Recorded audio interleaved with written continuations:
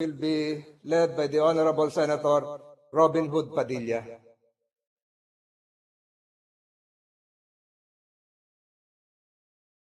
Minasyaitanirrajim. Bismillahirrahmanirrahim.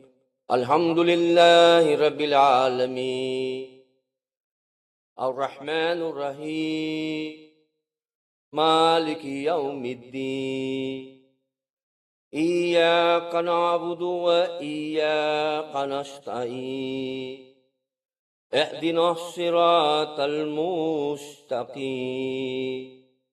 صراط الذين أنعمت عليهم غير المغضوب عليهم ولا الضالين.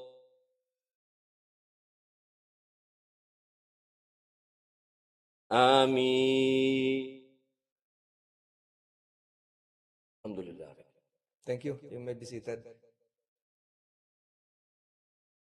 This committee hearing is resumed. The Senate Blue Ribbon Committee is now called to order. Secretary, Mr. Secretary, can you read the names of the additional resource persons who are present here? Yes, Mr. Chair.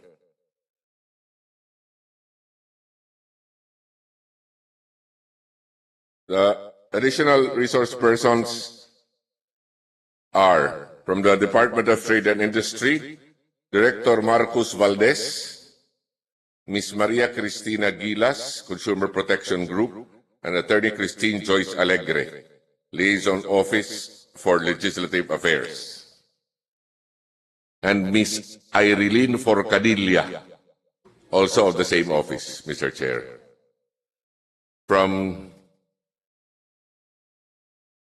the Sugar Regulatory Administration, the three members previously confirmed, but now they have sent a letter saying that they cannot because they've been required by the Governance Commission for GOCCs to attend the orientation of nominees for appointment to GOCC governing boards.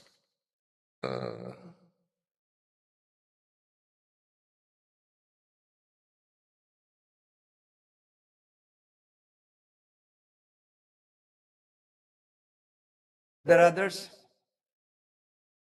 Those are the new ones so far, Mr. Chair. We also have Mr. Attorney Jesus Barrera,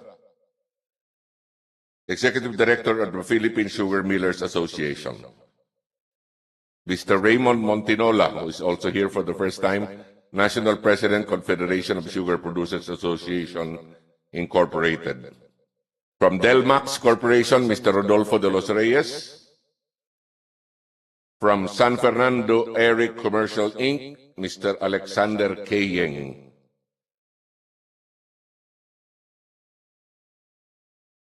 Those are the people here who are here for the first time, Your Honor. Thank you. Before you administer the oath, I'd like to recognize the presence of my colleagues here. Senator Robin Hood Padilla, representing the minority, Senator Risa Hontiveros, Senator J.V. Ejercito. Of course, there are other senators present virtually. The Senate President will be arriving shortly. The Secretary is directed to administer the oath. Parliamentary inquiry, Mr. Chair. The General Counsel. Yes, Senator Risa. Thank you, Mr. Chair.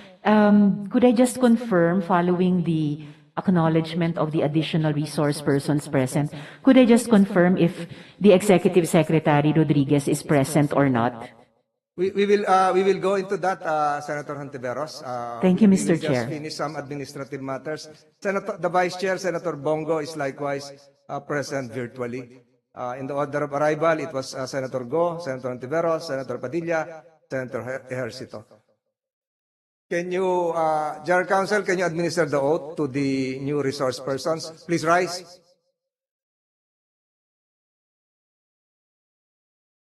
Can I request you to please raise your right hand?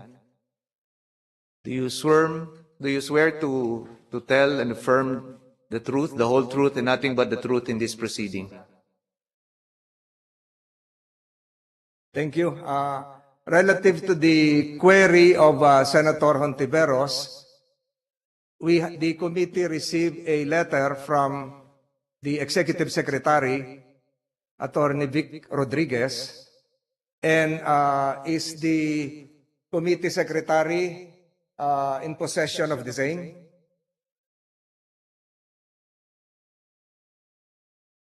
It is now flashed in the screen. There is a communication coming from the executive secretary dated August 30, and I cannot seem to read it, but the contents would probably can be summarized in his non-attendance, because he will be attending to some events that would require his presence, specifically the preparations for the state visits, among others.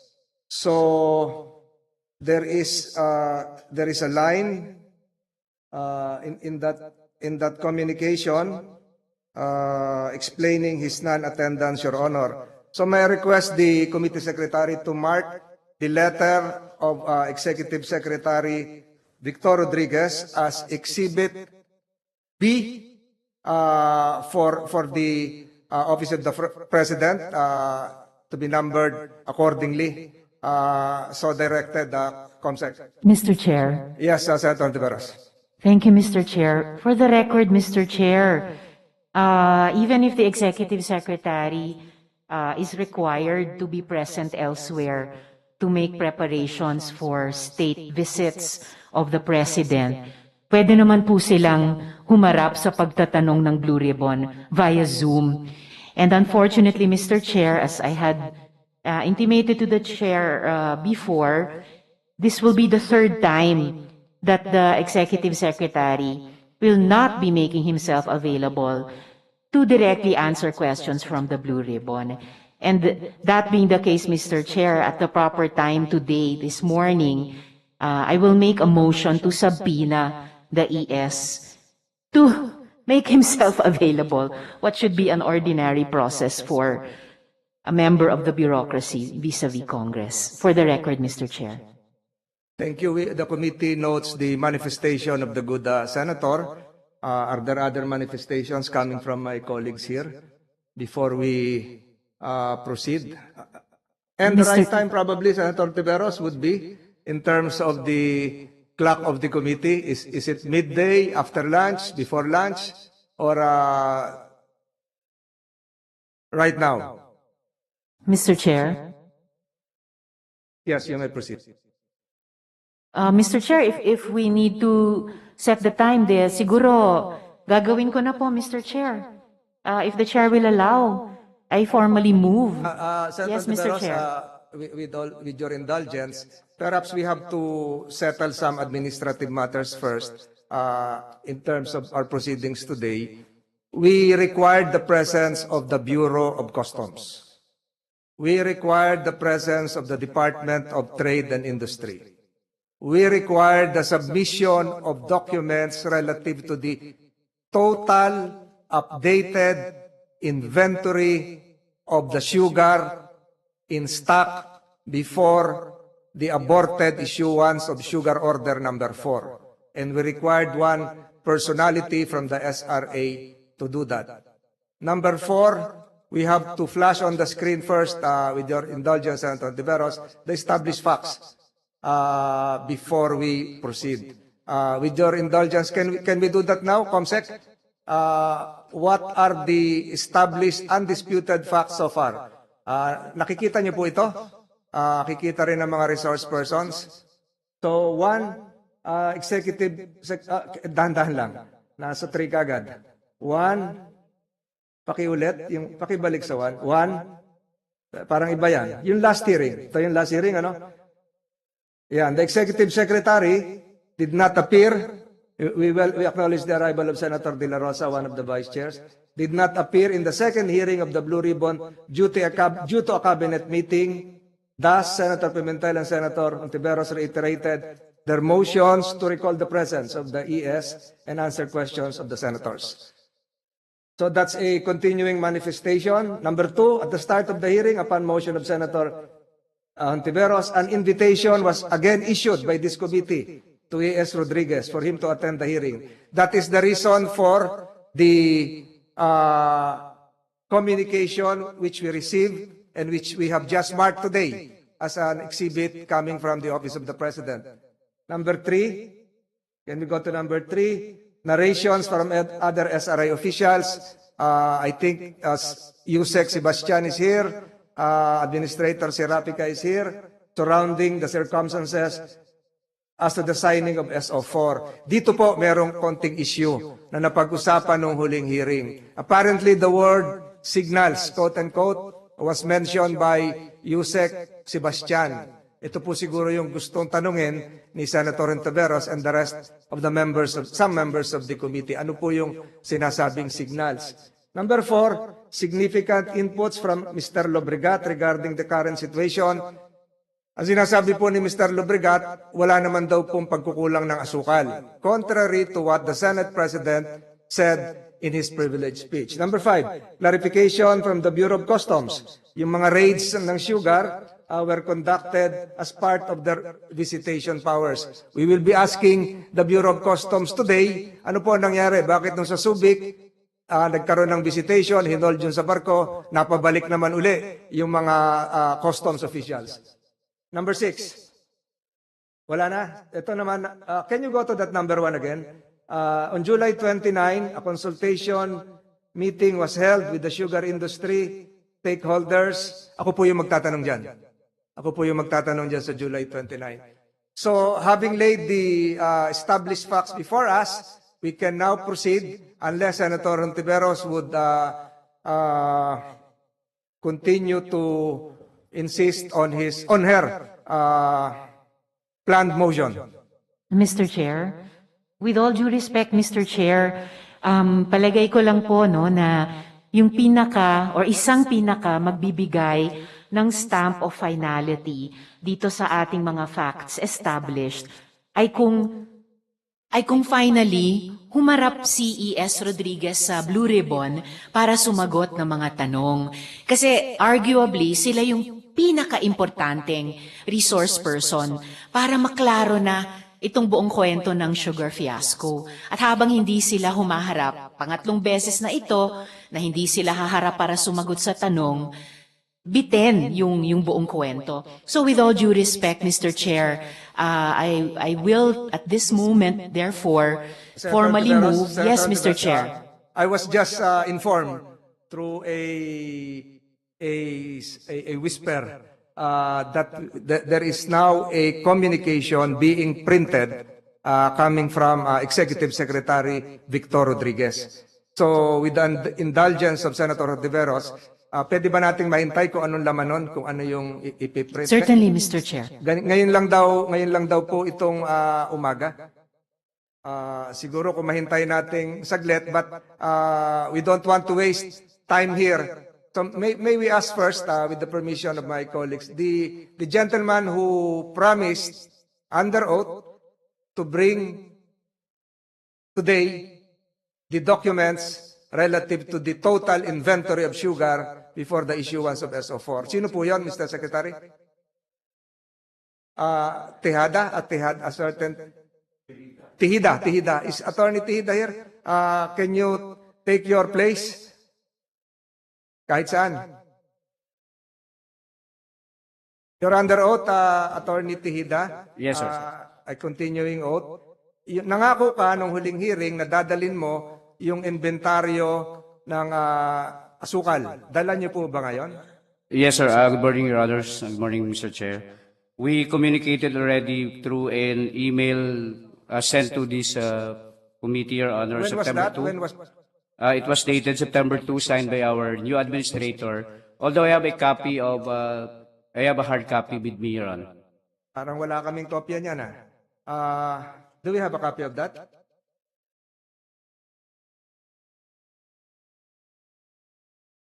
Comsec, can you provide the senators present here copies of that? Very vital yan. Kailan niyo po sinubmit? The Office of the Administrator, through a September 2 communication, Your Honor, I already relayed it to the Office of the Administrator. Wala pa raw ho. Wala pa kaming kopya. Can I be given time to follow up with the office, Your Honor? Yes, baka ikaw lang ang may kopya. Kami wala. It was sent through their But office, Your do Honor. you have a copy in your possession right now? It is not signed, Your Honor. My copy is not signed, but the office of the administrator was the one who was supposed to send it, Your Honor. Ayan na naman tayo, yung walang pirma, sino pipirma, authorized bang pumirma? So pirmado ba talaga yan? Yes, sir. No, what I mean, Your Honor, is the copy I have is the draft Unsigned, copy, draft. the draft, Your Honor. Are you authorized to show us the draft?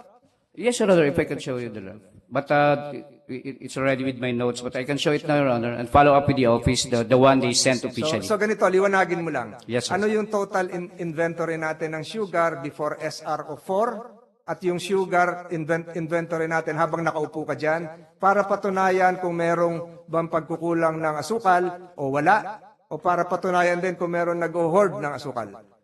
Pakisimula. Yes, Your Honor, please, the one sent by the office, Your Honor, is the inventory as of August 20, because we have the so-called yearly inventory of sugar stocks, Your Honor. We also submitted, as requested, Your Honor, the total balance of imported refined sugar and the names of the traders at the Why don't warehouses. you mention the figures para alam namin? Ano ba talaga ang kailangang supply ng asukal at ano yung total inventory para malaman natin kung ano naman yung kakulangan at ano yung sobra? Yes, Your Honor. Historically, Your Honor, we have a 2.033 million metric tons of raw sugar. That would be what we call the consumption. And as of latest, Your Honor, as per before the end of the crop year, which is August 31, we only have a projection or actual, Your Honor, as 1.8 something million metric tons as per our bulletin, Your Honor. What I have here, Your Honor, is the actual after the inventory conducted August 15 to 20. The grand total for raw, Your Honor, is 2.766 bags, Your Honor. 2,750 kilo bags for raw. And the refined is around 523,050 kilo bags. This volume, Your Honor, as actually inventoried on a yearly basis with the SRA, would be officially out by tomorrow, considering that we have a private surveyor which is commissioned to conduct the inventory, Your Honors. So ibig sabihin mo, hindi pa validated yan kasi meron pang mag-audit, parang ganon? Your Honor, the official inventory of the stocks would come out by tomorrow. That official inventory is signed by the miller's representative, the mill, the planter's representative, also the SRA personnel who conducts the audit. So right now what you're saying is not yet official. Yes, Your Honor. This is because by tomorrow would be the final official copy, Your I Honor. thought it was already signed, September 2. No, yeah, the letter, I mean, Your Honor, is signed with the The September. transmittal letter. Yes, Your Honor. But the attachment is not yet official. We indicated, Your Honor, that this is as per our inventory, which would be official by tomorrow, and we manifest to submit a copy of the official, Your Honor, once it is out tomorrow. I think we have to wait for the signed transmittal letter directed to this committee. Yan na ba yun? Yung dala-dala? Is that the one? Bakit ngayon lang? It's the letter of the Executive Secretary, another matter. So, Attorney Tejada, we will hold you in abeyance for a while for the continuation of your testimony pending the receipt of the signed transmittal letter because we will have to return to the issue raised by Senator Ontiveros. And as I have mentioned a while ago, a letter was submitted by the Executive Secretary dated today, Senator Ontiveros, my dear colleagues, and it was notarized. This is a sworn statement letter, communication, notarized in Cainta, Rizal. So September 5 was today or yesterday? Yesterday. So Comsec, do you have a copy of this? So, have this letter marked again as Exhibit C with the appropriate number, Exhibit B with the appropriate number coming from the Executive Secretary. And the tenor of the letter, can you read that since this is now a public document having been marked? Can you read that, Mr. Secretary? Yes, Your Honor. The first, just the September 5 letter. Yes, Your Honor. 05 September 2022. Senator Francis N. Tolentino, Chairperson, Committee on Accountability of Public Officers and Investigations, Senate of the Philippines, Pasay City. Dear Senator Tolentino, this refers to the Senator's invitation to the undersigned to attend the third joint hearing of the Committee on Accountability of Public Officers and Investigations and Committee on Agriculture, Food and Agrarian Reform on 06 September 2022 regarding the Senate President's privilege speech entitled Fiasco Behind Sugar Order Number 4.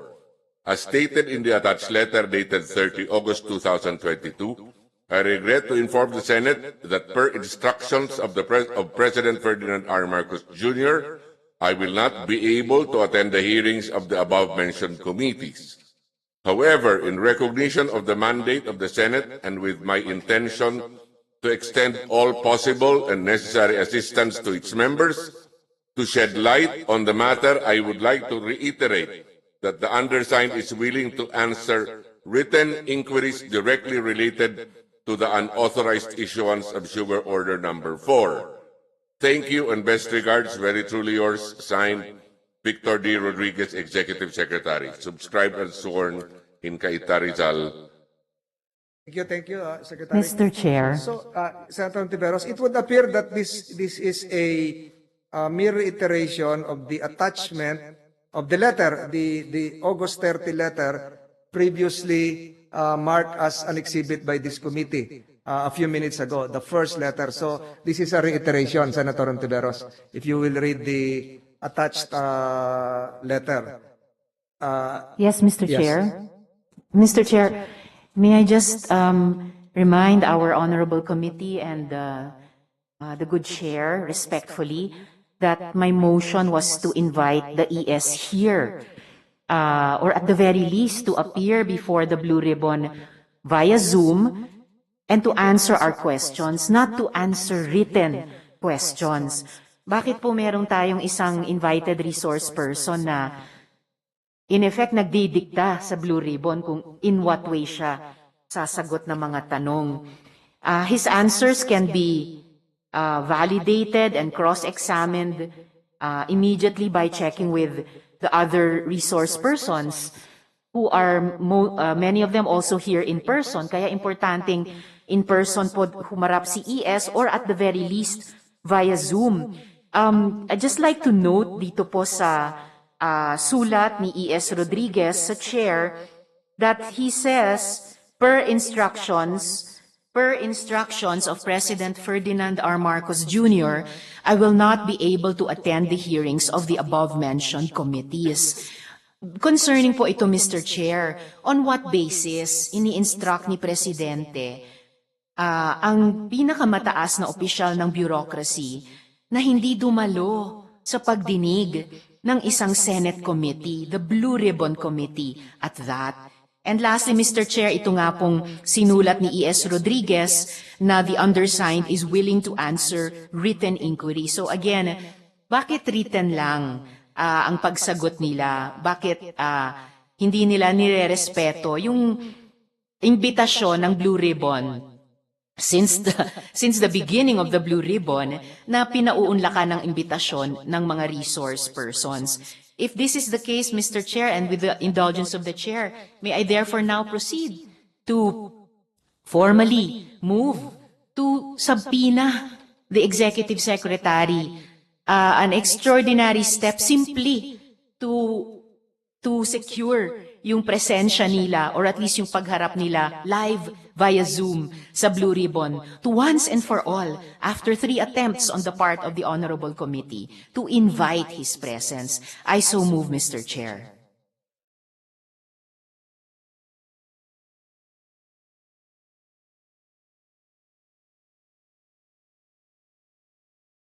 I will manifest something, Mr. Chair, after the chairman has acted on the motion on the table by Senator Risa Ontiveros, Mr. Chair. With the permission of my colleagues here present, as well as those virtually present, I ask unanimous consent that due to the sensitivity of the matter, that we go into an executive session and discuss the same. And if you follow the rules, the request for an executive session is a higher rank priority in terms of motions. So, with the permission of my colleagues, we will go into an executive session, and may we request all those present here to please vacate the room, including the media, so that we can discuss this lengthily. And may we ask the technical committee to please turn off the current virtual Blue Jeans connectivity so that we can just interconnect with our colleagues virtually present via Viber or Zoom. Mr. Chair, Yes. if I may, Mr. Chair, just briefly, immediately before tayo mag-executive session, a very brief manifestation, Mr. Chair. For the Salamat, for the record, Mr. Chair, salamat po.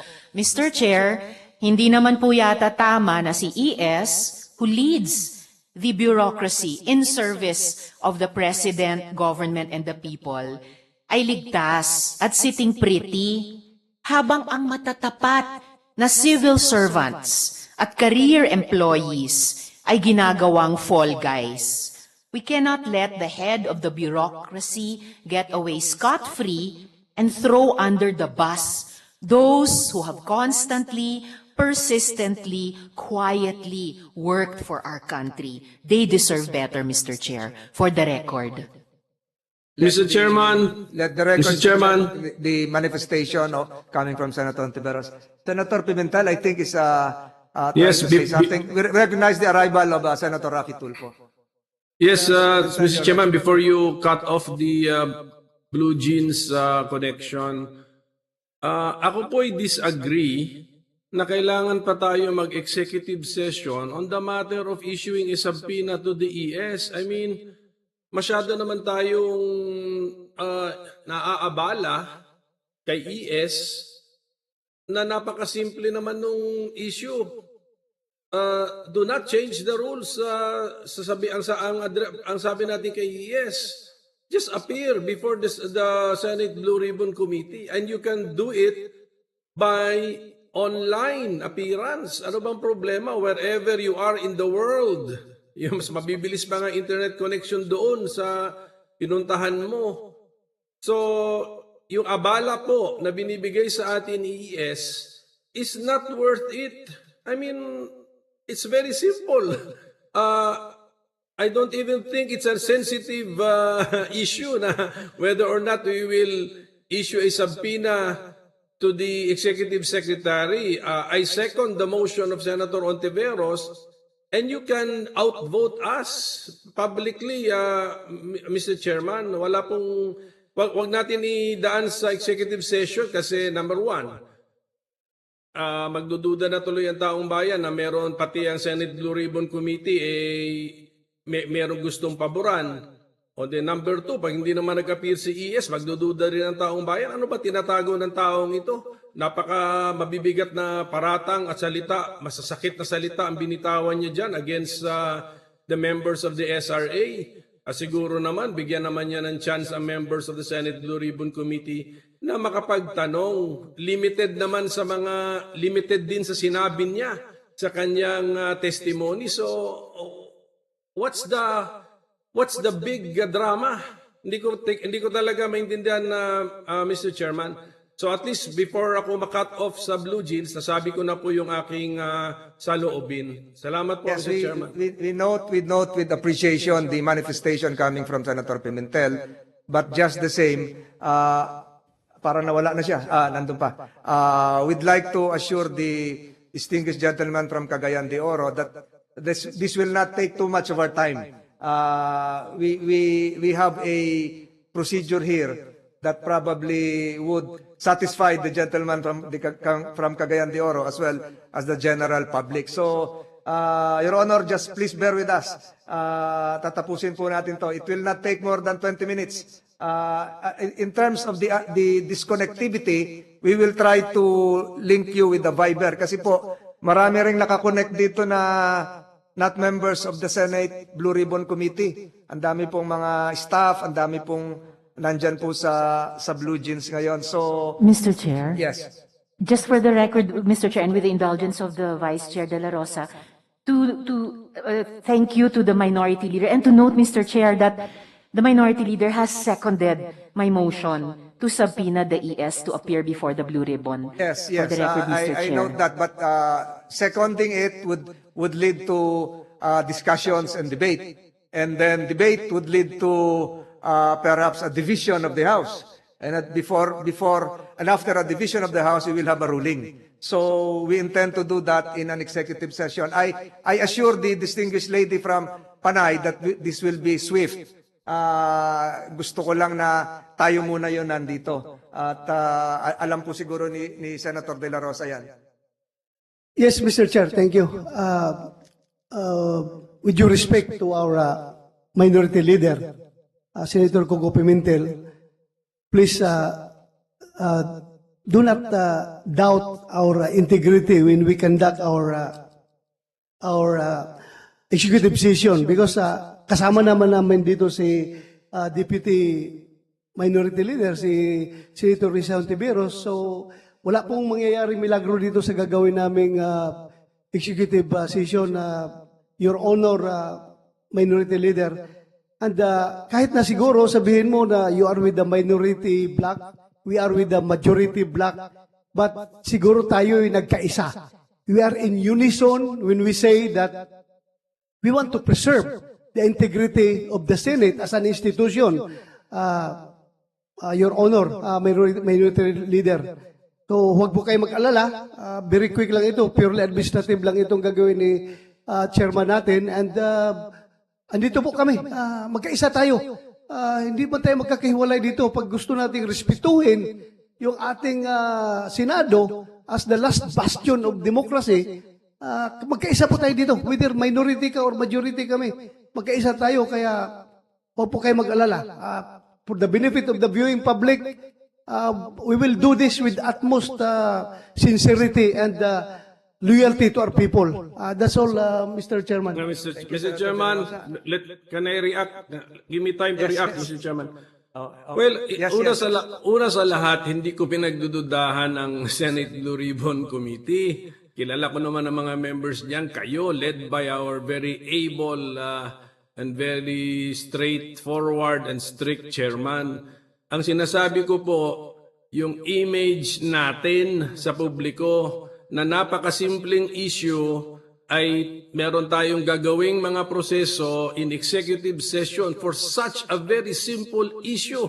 Whether or not to subpoena someone who has declined our 2 to 3 invitations given to him. So yun lang po yun. So actually, I am concerned about the image of the Senate Blue Ribbon. I want it strengthened. I want it to have a very good reputation as part of its strength. Because a strong Blue Ribbon, Senate Blue Ribbon Committee also means a strong Senate as an institution.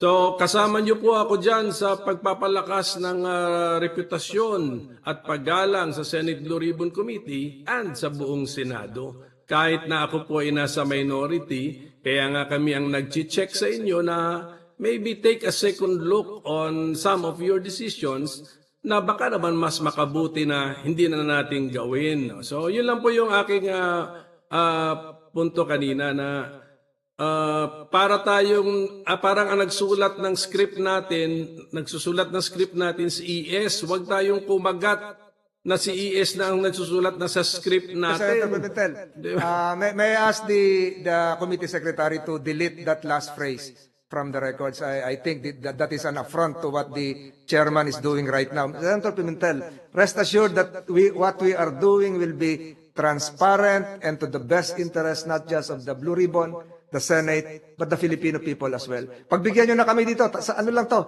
15 to 20 minutes. Mas matagal pa siguro tong naging discussion natin. Tapos na sana, with all due respect. Nandito po si Senator Hontiveros and she can attest to what will transpire. And we will try to link up with you via Viber. Papalink po namin sa inyo.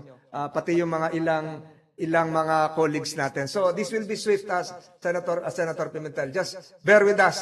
Thank you. This is probably a matter of high priority for this chair because what we will be doing is not just a reaction to a current legislative executive conflict, but to suit out things for the betterment of the general public. So, sandali lang po ito. Kung pagbibigyan niyo ako. Yes, Mr. Chairman.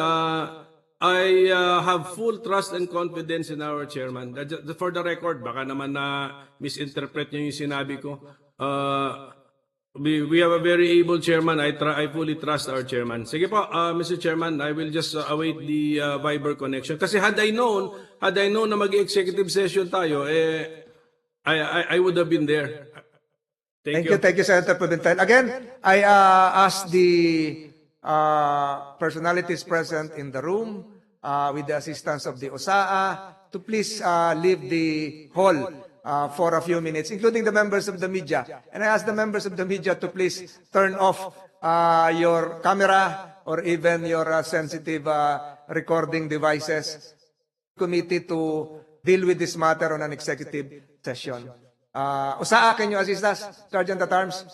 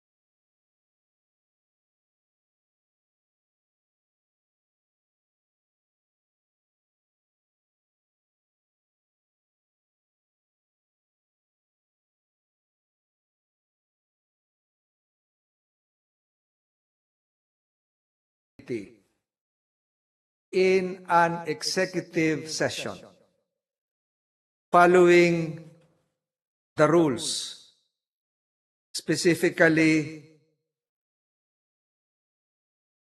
Resolution number 5 of the Senate, considered the motion of Senator Risa Ontiveros to subpoena the Honorable Executive Secretary. Out of the 17 members of this committee, there was a vote conducted and a ballot envelope was used. Can you mute that? Resulting in the following: 14 members of the Blue Ribbon Committee participated in a secret balloting. 14 members.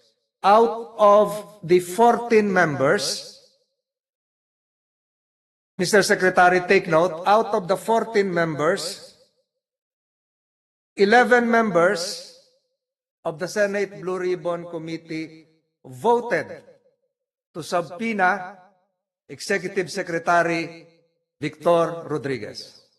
3 members of the committee voted no, not to subpoena the Executive Secretary. 3 members abstained.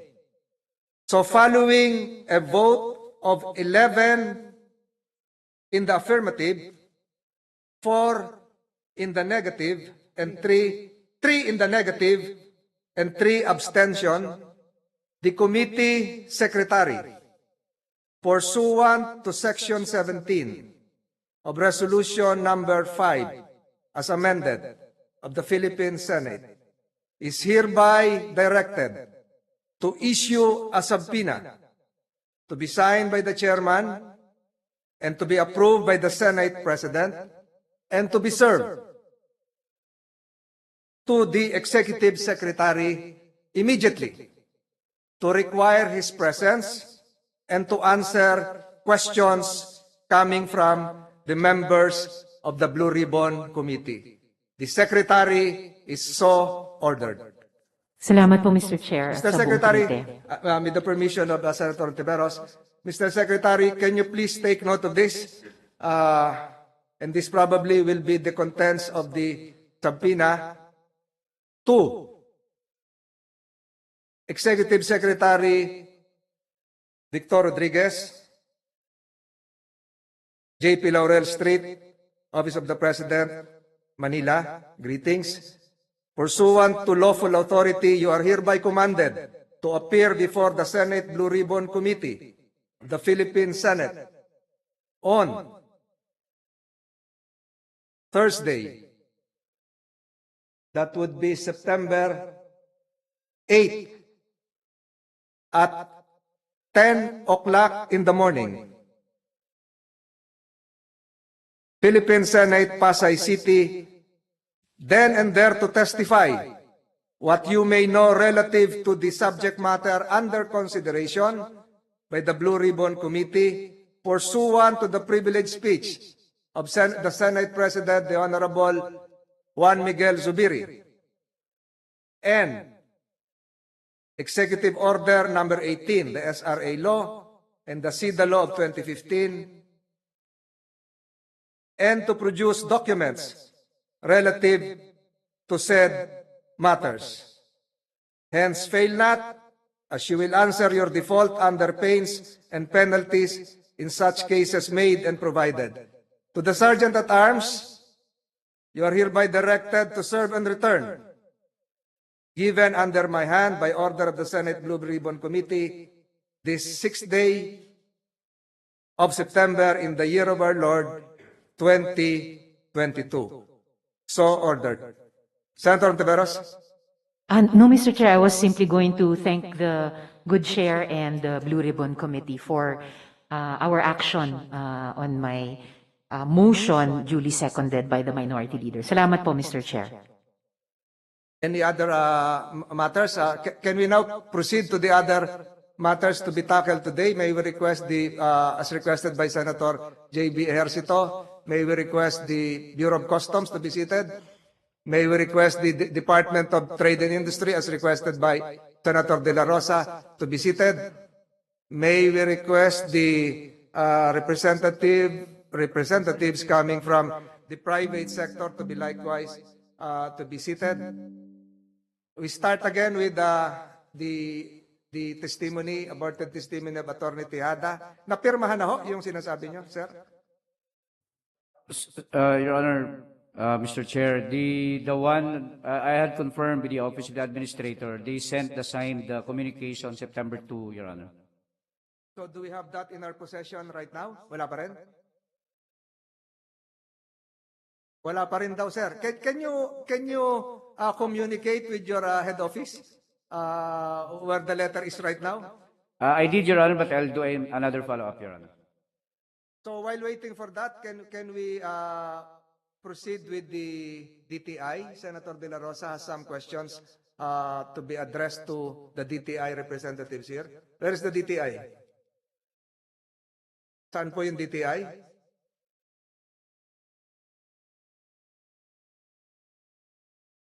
Take your seats.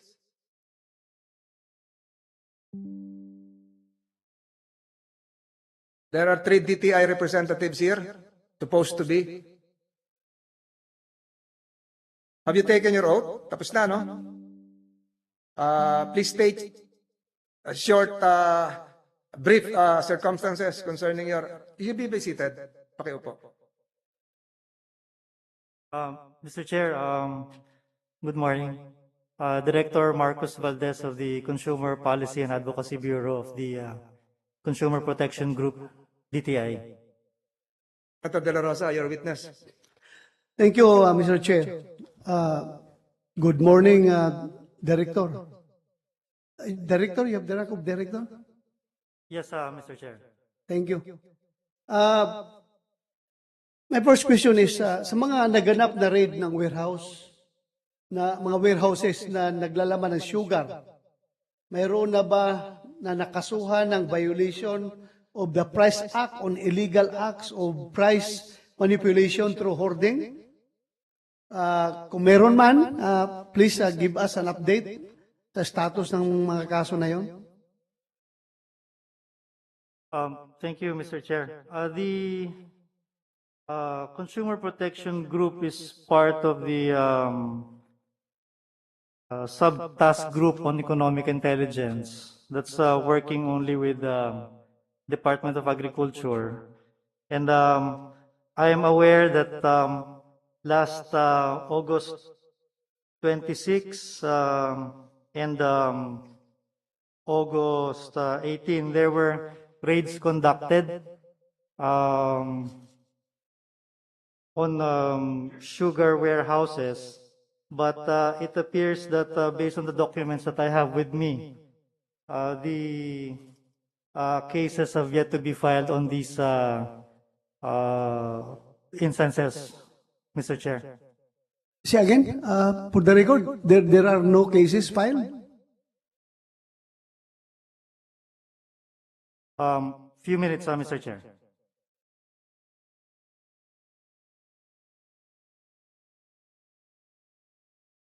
Sige, while magpatulong ka dyan sa kasamaan mo, maghanap ng record.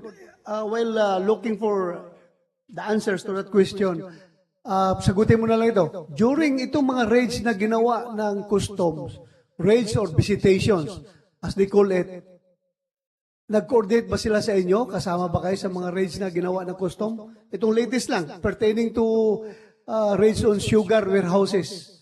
Kasama ba kayo? Hindi.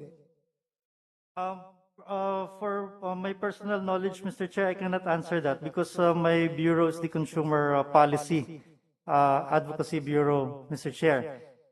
The raids done would be by the Fair Trade Enforcement Bureau. If ever there will be coordination between the subtask group on economic intelligence it will be the Fair Trade Enforcement Bureau that will participate in the raids, Mr. Chair. Kaya nga, tinatanong ko kung meron o wala. You cannot answer that question, yes or no? I can answer, Mr. Chair, that based on the records, our Undersecretary, Attorney Ruth Castello, was present during the raids in August in Cavite and Bulacan, but I have no record, Mr. Chair, of DTI's participation in the Subic. Was it Subic, Mr. Chair? Sorry. Kaya nga, ganito DTI. Kung walang nakasuhan ng hoarding, despite the raids na ginawa ng Bureau of Customs in coordination with DTI, dahil alam naman na talaga natin na pagdating sa kaso ng hoarding, yung violation of the Price Act or RA 7581, dapat kayo talagang OPR niyan. Custom is only limited doon sa smuggling cases. Pero sa hoarding cases, kayo dapat mag-take over. Kaya it is very important that during the raids being conducted by customs, meron kayong representative. At sinabi mo nga, may kasama doon na taga-DTI. Now, ilang days na ang nagdaan. Kaya ko tinatanong ito, kung nakapag-file na ba kayo ng kaso dito sa anti-hoarding law or yung Price Act natin, meron na ba kayong napailan ng kaso? Dahil kung wala kayong napailan ng kaso, meaning, there's no hoarding. So kung walang hoarding, na kukonfirm natin na talagang there is sugar shortage. Hindi hoarding yung nangyayari na yung nakikita natin ng mga sako-sakong bigas doon na sabi ni Senate President Zubiri na halata talaga na hinuhoard ito dahil ang dami. Pero kayo walang napailan ng kaso, ibig sabihin, kinukonfirm nyo na mayroong hoarding. So i-rephrase ko yung question. Is there hoarding na nangyayari ngayon relative to the sugar fiasco? Because you're DTI, you will be the one to determine whether there is hoarding or not. The customs cannot say na mayroong hoarding or wala. It is you, DTI, ang mag-conduct ng investigation and will come up with conclusion whether there is really hoarding or there's none.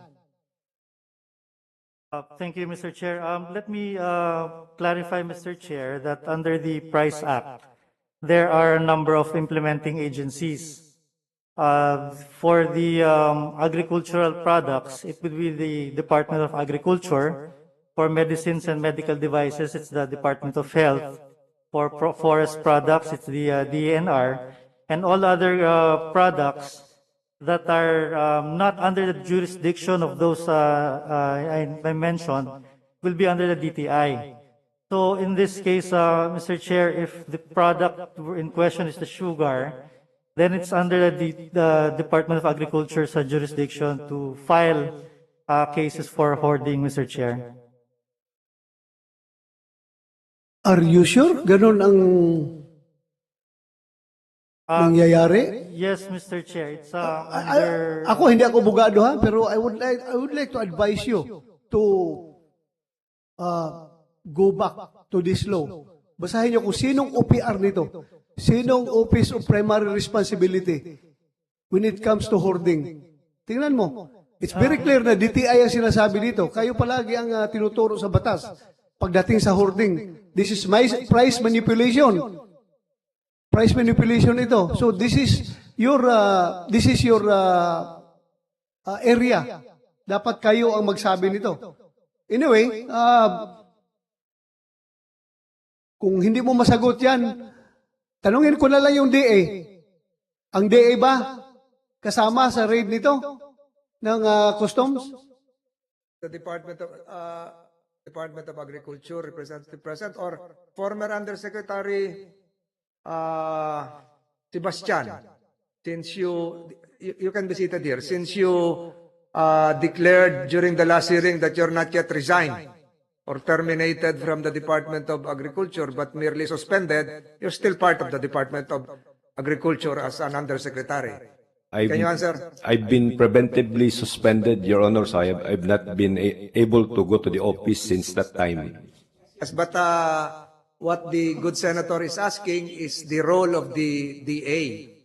In your recollection, is there a role of the DA in terms of hoarding issue? To my knowledge, Your Honor, before the issuance of SO4, there were inspections done by SRA and the DA in some of the warehouses. After that, Your Honor, I So you have a no role, knowledge. right? DA has a role. Yes, Your Honor. Especially SRA, Your Honor. So ngayon, Yusek Sebastian, mahirap naman ito kasi sasabihin mo naman na suspended ka. Sana sinong taga-DA dyan na nakasama doon sa mga raid na ginawa ng customs. Kasi hugas kamay ang DTI. When in fact, this is hoarding, this is price manipulation. Bakit mo ipapasa pa si DA? Sabihin mo, porque produkto niya ng agricultural product. I think, regardless of the kind of product, whether it's agricultural, whether it is industrial, or whether kung ano-anong product na yan, but still, when it comes to price manipulation, that should be your turf, DTI. Thank you, Mr. Chair. The DTI, Mr. Chair, is only following the Price Act, particularly on jurisdiction regarding Section 3. It's stated there, Section 3, Paragraph 3, on the implementing agency, and the subparagraphs refers to the Department of Agriculture, Department of Health, Department of Environment and Natural Resources. And then with Kaya pala ganito, kung isang consumer, ako, ordinaryong consumer ako, bibili ako ng asukal. Nagdubli ang presyo ng asukal. Grabe kamahal. Saan ako mag-complain? Pupunta ako sa DA o sa DTI? Sige nga. Mr. Chair, based on the Price Act, it's the Department of Agriculture that has jurisdiction over sugar. However, the DTI has a no wrong door policy. With that, no? No wrong door policy, What's Mr. that Chair. no wrong door policy? If the consumer does not know where to go, we are welcoming the consumer to lodge the complaint with the DTI, and then the DTI will assist the consumer on where to lodge the complaint, Mr. Chair. If I may interject, Senator De La Rosa. So what you're saying is, in terms of price monitoring, DTI has no role when it comes to sugar. Only recently, Mr. Chair, that the DTI has been monitoring the prices based on Only recently. How recent is recent?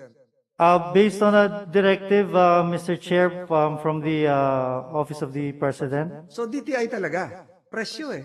Presyo ng consumers. Di ba meron kayong Consumers Protection Board or something? Di ba? Consumer Protection Group, Mr. Chair. Yes. So, kayo talaga ang directly related sa consumers. Kaya tinatanong kayo ni Senator De La Rosa tungkol sa role ninyo. So, siguro, don't cite those overlapping provisions of law. Kayo talaga yun sa consumers kasi kayo yung nagdi-deal kayo yung nagmo-monitor ng prices, di ba?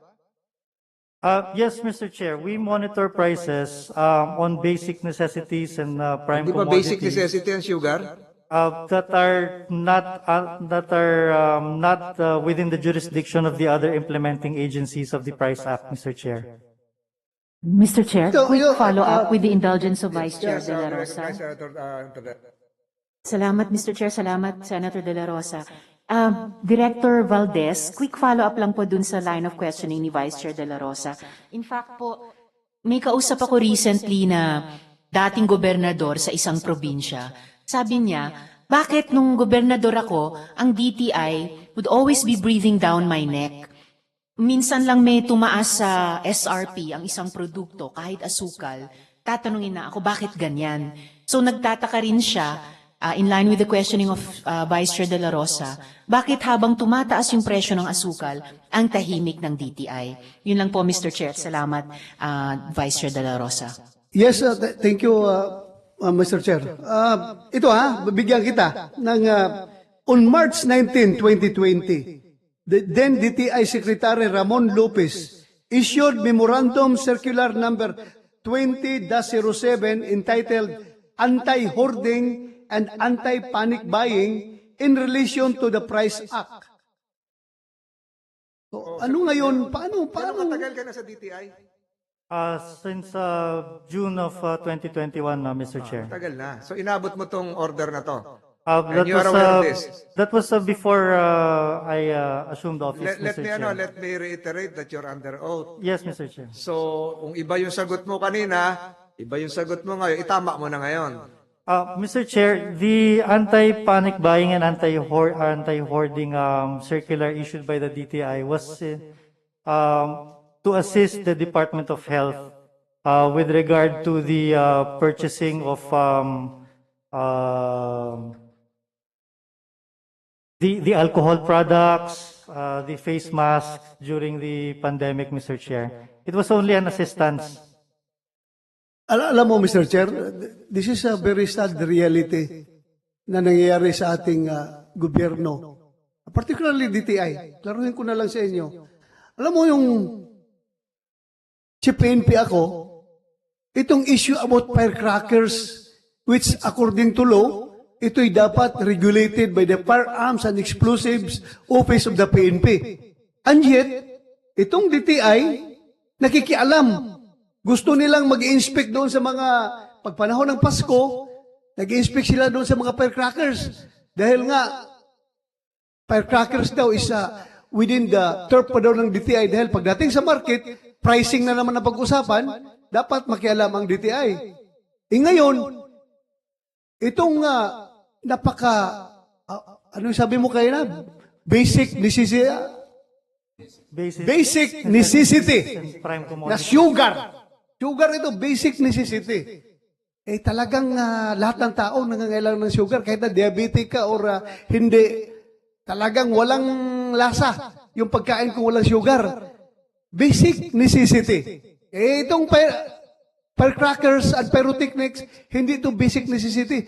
Luho na ito. Ito'y luho ng mga mayayaman during Pasko. Nagpapaputok ng mga firecrackers. But still, nakikialam kayo doon. Ito naman sa basic necessity, iwas pusoy kayo. Dahil nga, nagkakaroon na ng fiasco. I don't know, Mr. Chair, I leave it to you kung paano natin ito resolve. Medyo confusing yung sagot mo kanina. Nagpunta ka sa basic necessity, pumasok dun sa anti-hoarding. Ang sabi mo ngayon, yung circular ng Secretary of DTI ay tungkol sa PPE, tungkol doon sa mga supplies. Hindi kasama doon yung sugar. Di ba? Hindi basic necessity ang sugar? Hindi po kasama, Mr. Chair, yung sugar at that time, Mr. Chair. Okay. So medyo conflicting na yung sinabi mo. You're raising your hand, Yusek Sebastian? Yes, Your Honor. This is what I know about sugar, Mr. Chairman, Your Honor. Before, I think by the end of July, I just don't know the exact date, there was a consultation. July of 2022, 2022, Your Honor. Because of the rising price already of sugar, there was a consultation done by the Department of Agriculture on the possibility of setting a SRP for sugar. Because of Suggested retail price. yes, Your Honor. But I think I lost track what happened to the recommendation. But it was not postponed, the setting up of a SRP, because the price was very volatile, Your Honor. So, indeed, Your Honor, the Department of Agriculture has some role when it comes to the setting of SRP for sugar in coordination with the Department of Trade and Industry, Your Honor. And during the peak also of the problem on pork, remember, Your Honor, in 2021, we also have a problem on pork and other commodities. The DTI and other agencies formed the Interagency Task Force on Economic Intelligence. STIG, which was supposed to help in monitoring the supply of a specific commodity, especially agricultural commodities, Your Honor. And they were also into anti-smuggling. Yeah. So there are joint activities between DTI and the Department of Agriculture. Again, the question of the hoarding, Your Honor, that permit is what me I... to continue. Again, the question of Senator De La Rosa is this: who is in charge? If there is an interagency coordinative ad hoc body, who is in charge? Is it DTI? Is it DA? If it relates to medicine, is it FDA? So sino yung in charge? Itong pinag-uusapan natin ngayon sa asukal, sino yung in charge doon sa monitoring ng presyo ng asukal? Medyo napalayo na tayo kung saan tayo nakarating. So sino yung in charge sa monitoring ng presyo ng asukal? Yun lang ang tanong. Simplify na natin.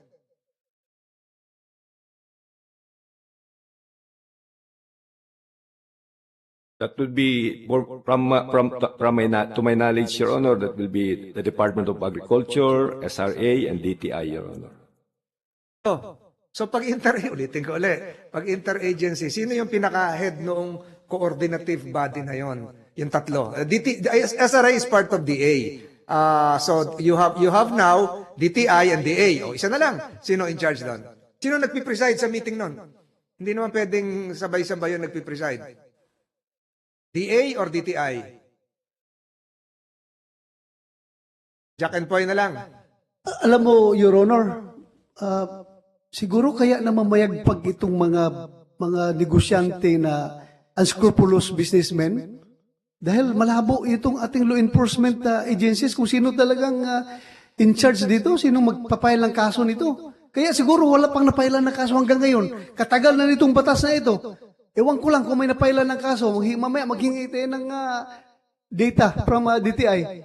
Kung ilan na napailan ng kaso, ilan na nakumbikto. Dahil kung wala we might as well, basura itong batas na ito kung hindi nyo kayang i-implement. DTI, before I give Senator Bato, De La Rosa, your one more question. Yes, So, Mr. Chair. quick reply. Paikot-ikot kayong dalawa. Mr. Chair, Pati ako na thank dito you, na. Mr. Chair. The Subtask Group on Economic Intelligence, Mr. Chair, was created by the Department of Agriculture. It's a creation of the Department of Agriculture with the DTI as a mere supportive entity. Ganun ba? Yes, Mr. Chair. The other agencies of the STGEI are the National Security Council, National Intelligence Coordinating Agency. What you're mentioning is a policy-making body. What Senator De La Rosa is asking is about an operational body.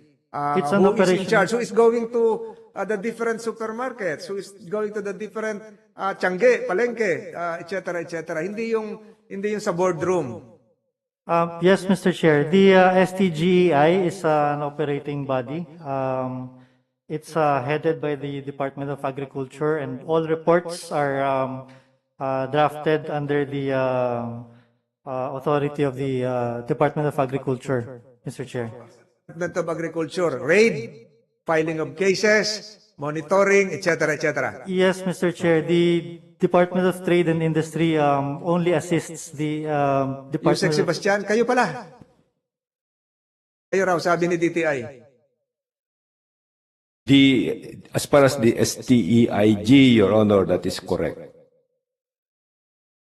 It is a task group that was developed, that was formed, co-chaired between DTI and DA. Chair naman ngayon, so pareho, joint. Yeah, I think if you read the document, Director, that you will see that we are co-chairs. But anyway, Your Honor, I think if we can call probably the proper official from the Department of Agriculture who can shed light on this. Di ba ikaw na nga yung Yusek? Although you're suspended, you have a historical knowledge of what Yes, Your Honor, that, but there is a task force is all about. There's an undersecretary, Your Honor, in the department who is actually involved in this. Yes, Who is Your that undersecretary? the Undersecretary for Consumer Affairs, Your Honor. So there is also an undersecretary for Consumer Affairs. So there probably also is an undersecretary of DTI for Agricultural Affairs.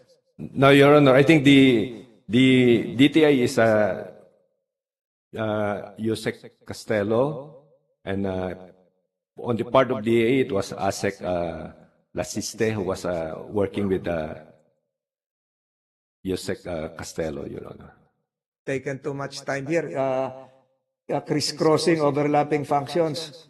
Mr. Chair, I just would like to manifest na klaruhin natin itong responsibilidad dito dahil ito talaga, this is the root cause of all price manipulation. Itong problema na ito, wala palang klaro kung sinong magpapile ng kaso. So, ipatawag natin ito kung sinong in charge dito. At maybe Secretary, take note of that. The referred to USEX coming from DTI and agriculture for the next hearing. Any other questions, Senator De La Rosa? For the moment, you will suspend your questioning. thank you, Mr. Chairman. The next to ask question will be Senator Ontiveros, then Senator Padilla, and then Senator J.B. Ejercito. Senator Ontiveros, you have your 5 minutes. Thank you, Mr. Chair. Meron po akong mga tanong kay former admin Serafica. Online po ba siya, Mr. Chair? I think he's here personally.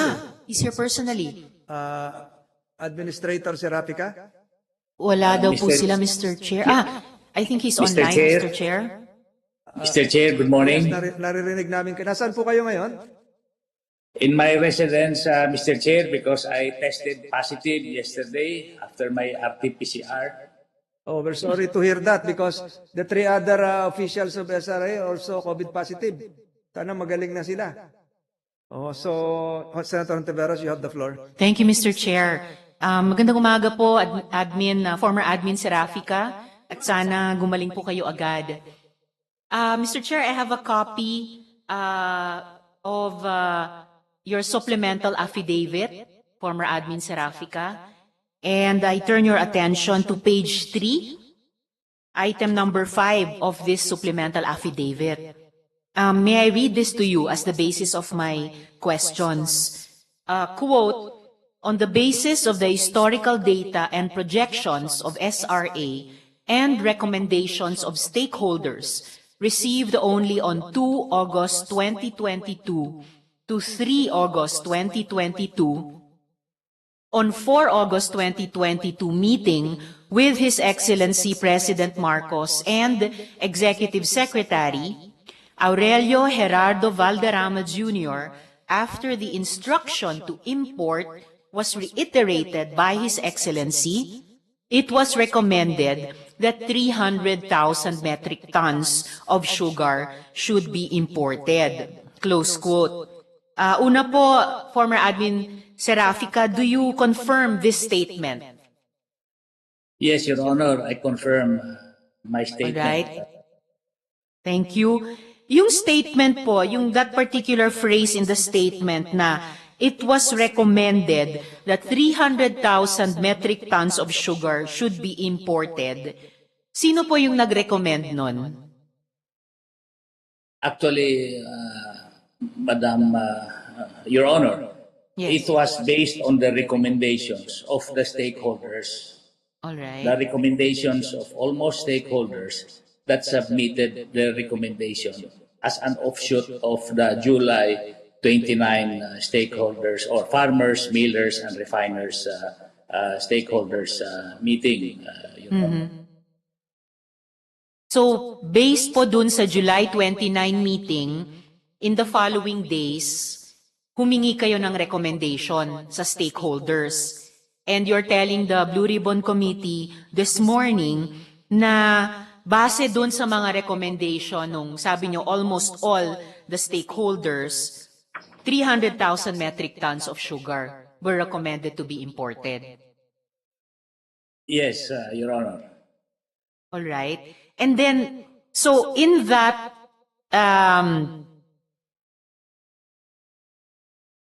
in the meeting then, the President and the Executive Secretary heard this recommendation of 300,000 metric tons. Tama po ba? Yes po, Your Honor. So they both heard it. Were there any objections to the recommendation to import 300,000 metric tons? I cannot recall any objection at that point, in that meeting, Your Honor.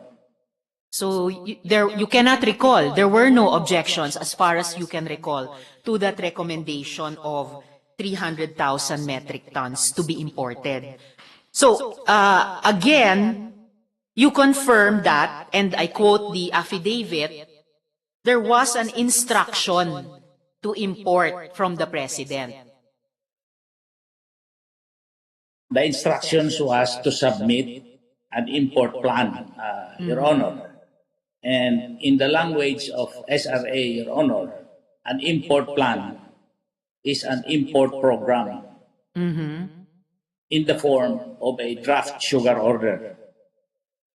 All right. So the instruction was to submit an import plan. But in the Yes, language of SRA, pag sinabi pong import plan, ibig sabihin nun, import program. At sa Yes, trabaho Your ng Honor. SRA, pag import program ang pinapasubmit, ang forma nun that it takes is a draft sugar order. Yes Tama po, po Your ba? Honor. Yes po. So yun po yung naging birthing process nung inyong draft sugar order 4.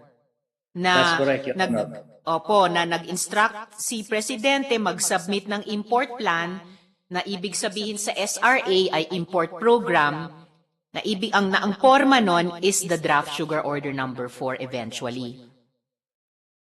Yes, Your Honor. All right. So, salamat former admin Serafika. So yung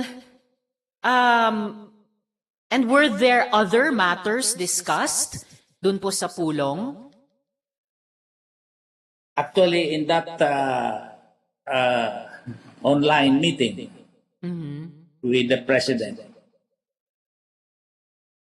former board member Valderrama was also in that online meeting. Okay. And the President mentioned about a volume of 600,000 metric tons. 600,000 metric tons Yes, ang binanggit po. ni Presidente na volume. Okay. And I said, Mr. President, that may be too much because starting August 1, First Farmers has already accepted canes delivery from farmers. And anytime this week, they will start milling. Yes. And former board member Valderrama can confirm this, Your Honor.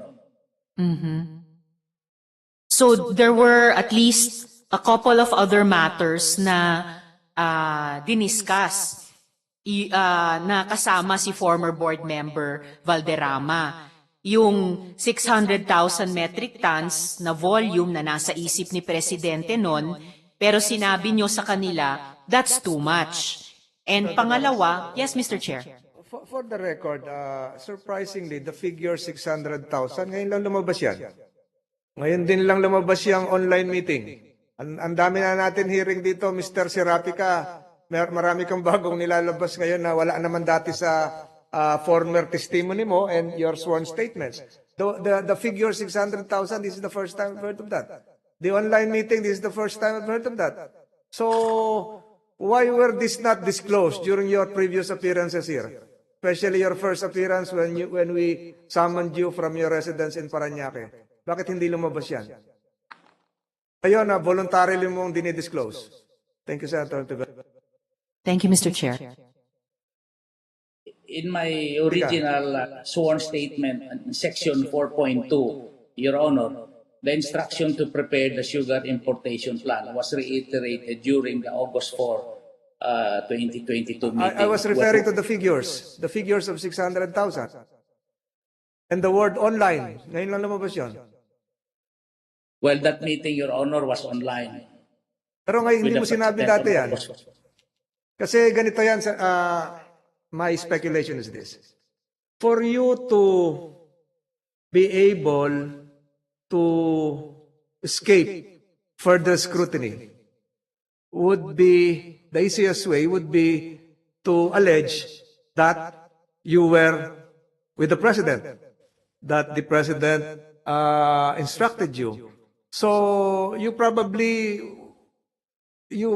was advised that the president cannot be held to the Senate by virtue of a co-equal treatment and respect for a co-equal department. So bakit parang doon ka nagtatago ngayon? Ina-allege mo yung mga bagay na hindi namin pwedeng puntahan. Tama ba yung, that is a mere speculation, because I was surprised that you are bringing in figures that were not divulged, that never came up, because we're now on another phase of this investigation. So this should have been laid down as preliminaries during your first hearing, first attendance here, Mr. Serapica. With due respect to the President, Your Honor, that was really said. And, former board member Valderrama can attest to this. Yes, Your but Honor. wala sa records namin na ilang hearings na tayo yung 600,000 at saka yung word online meeting nyo. Ang lumalabas doon sa mga meetings nyo, nagkasalubong sa CR kayo, tapos na, lalabas na doon sa meeting room, umuwi na yung isa, pero the word online, the virtual meeting, never aroused. Never came up, including the figure 600,000. Kaya nakagulat. Mr. Chair, since binanggit po si former board member Valderrama, if he is also online, could we ask him to confirm these matters? Nandito po ba siya, Mr. Chair, si former board member Valderrama? Board member Valderrama, are you online? Yes, I'm online, Mr. Chair.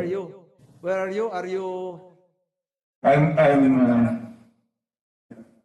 I'm here in. Yes, I'm listening. So probably what Senator Ontiveros would be asking is that, can you confirm? Yes, Yes, I Mr. Chair. confirm that meeting. I confirm that meeting.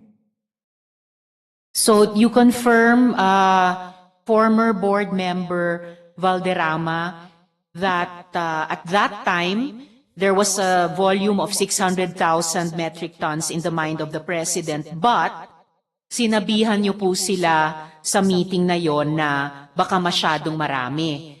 And because at that time, First Farmers had even a little earlier, August 1, already started receiving cane. Kaya magsisimula or nagsisimula na talaga yung milling. Do you confirm each of these matters, former board member? Yes, this was discussed on our Zoom meeting together with the President. And he mentioned the 600,000, but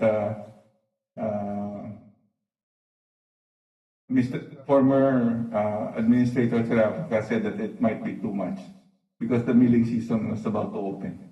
Sir, could you move closer to the mic? Hindi po namin narinig yung last statement nyo, last sentence. And Mr. Serapica said that it might be too much because the milling season is about to open. Alright, so sinabi nyo nga, kina Presidente na 600,000 metric tons might be too much precisely because the milling season had already started. So, yes, Mr. Valderrama. Could you repeat, please? It was Mr. Serapica who said that, not me.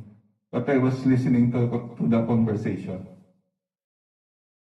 You were listening to the conversation, and so? And the President said 600,000, and Mr. Serapica said that might be too much, Mr. President, because the milling season is about to open. All right, so ito specifically, Mr. Serapica. Yes, Mr. Chair.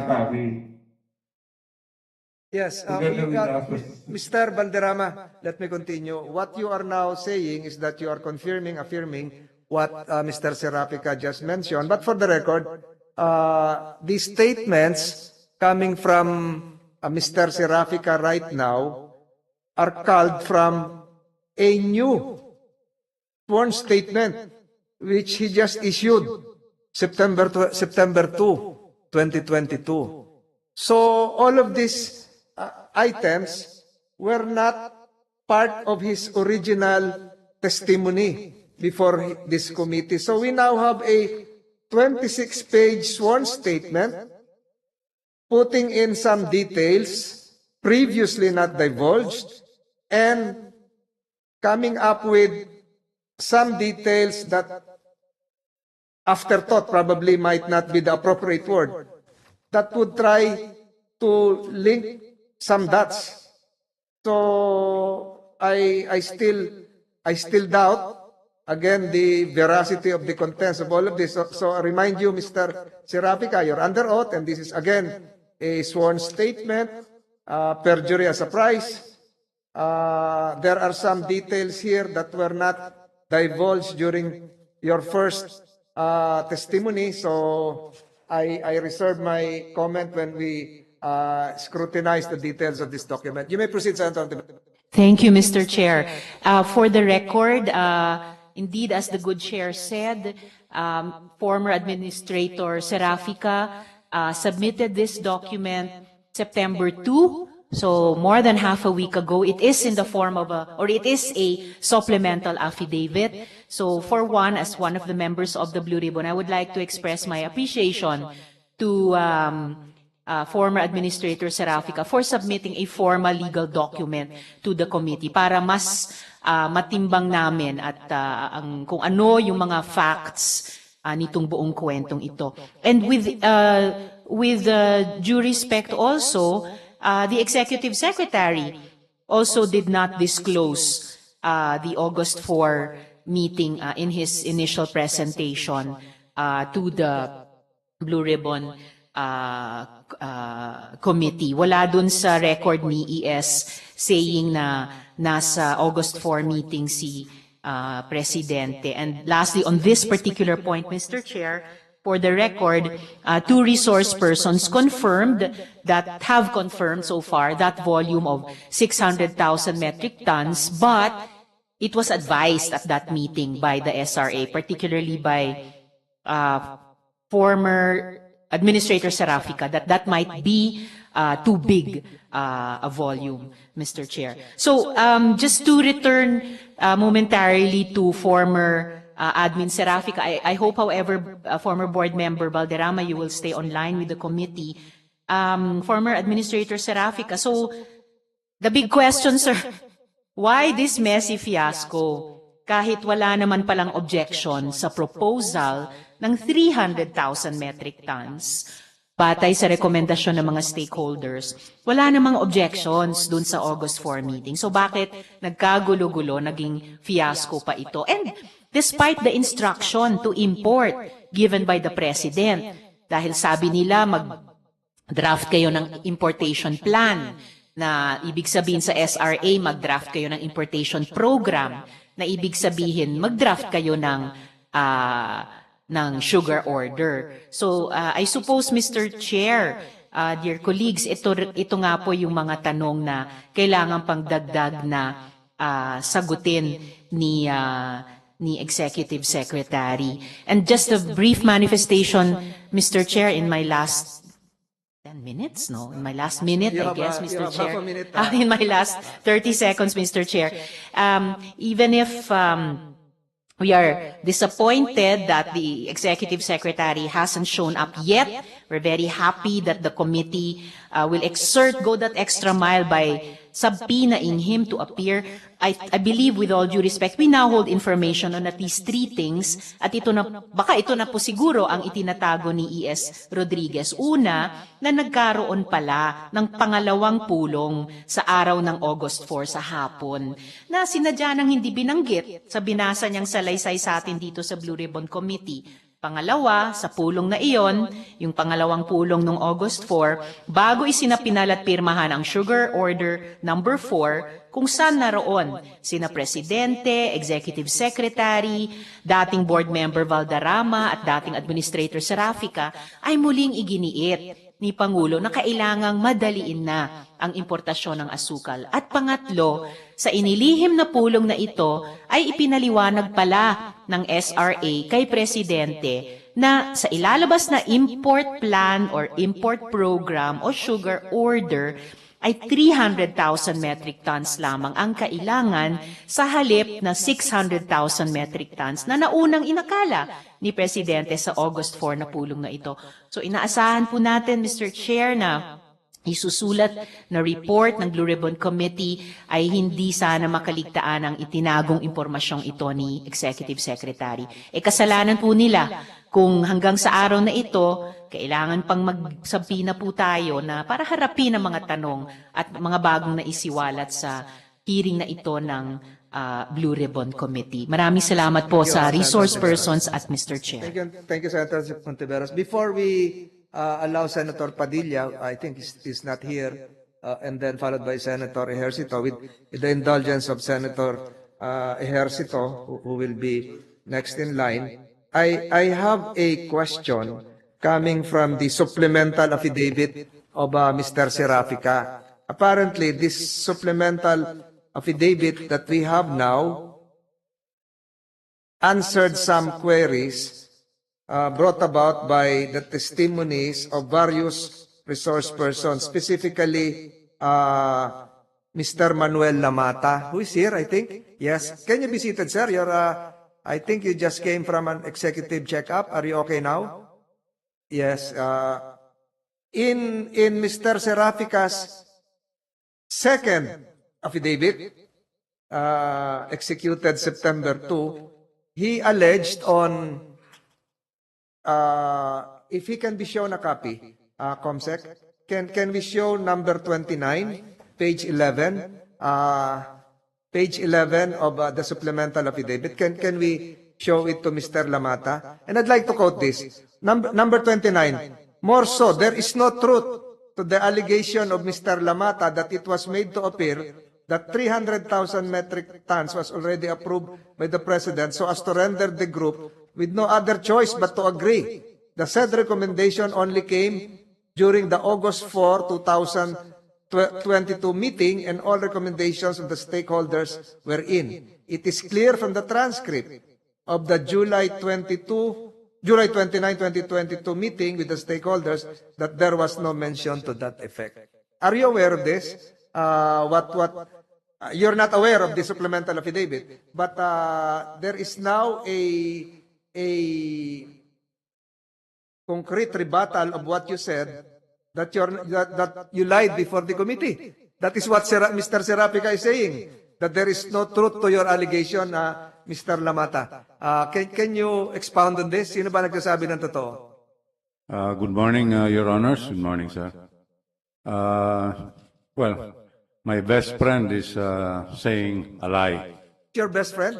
Mr. Serafica po. So, Mr. Serafica is lying? Yes po. So, in effect, he is committing perjury here. So, what made you declare that he is lying?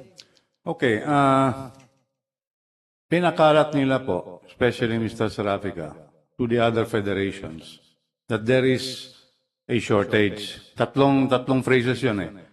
Kakapos na, kakulang na, wala na. Wala nang asukal. Tapos na. By August, sabi niya, there will be no more sugar. So there is a national emergency. Those were his words.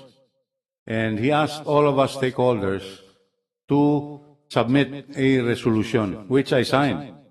I agreed to the 300,000 metric ton kasi sabi niya, orders ni Presidente to appease the very high rising prices of retail. The date when you signed was when? I cannot recall anymore, sir, but the resolution, I have it in my office and I'll give you a copy po.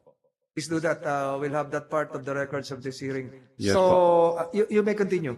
So, I signed the resolution, sent it to them that our group, United Sugar Federation, is agreeable for a 300,000 metric tons refined. Yung lumabas po, ang SO, kalahati, 150,000 is raw, 150,000 refined. I never signed up for that. Yung sabi ko, all refined. Bakit may raw? Sinasabi po niya kanina 600,000 na. Narinig niyo ba yung Ay, figures never na? po. Bago lang yan. Bagong imagination niya naman yan. So ngayon lang yung 600,000? Yes po. Okay. We never heard that. So, what about the online meeting? Never heard of that neither po. So, Mr. Serafica is lying? I'm very sure she is. Not just once? Yes po.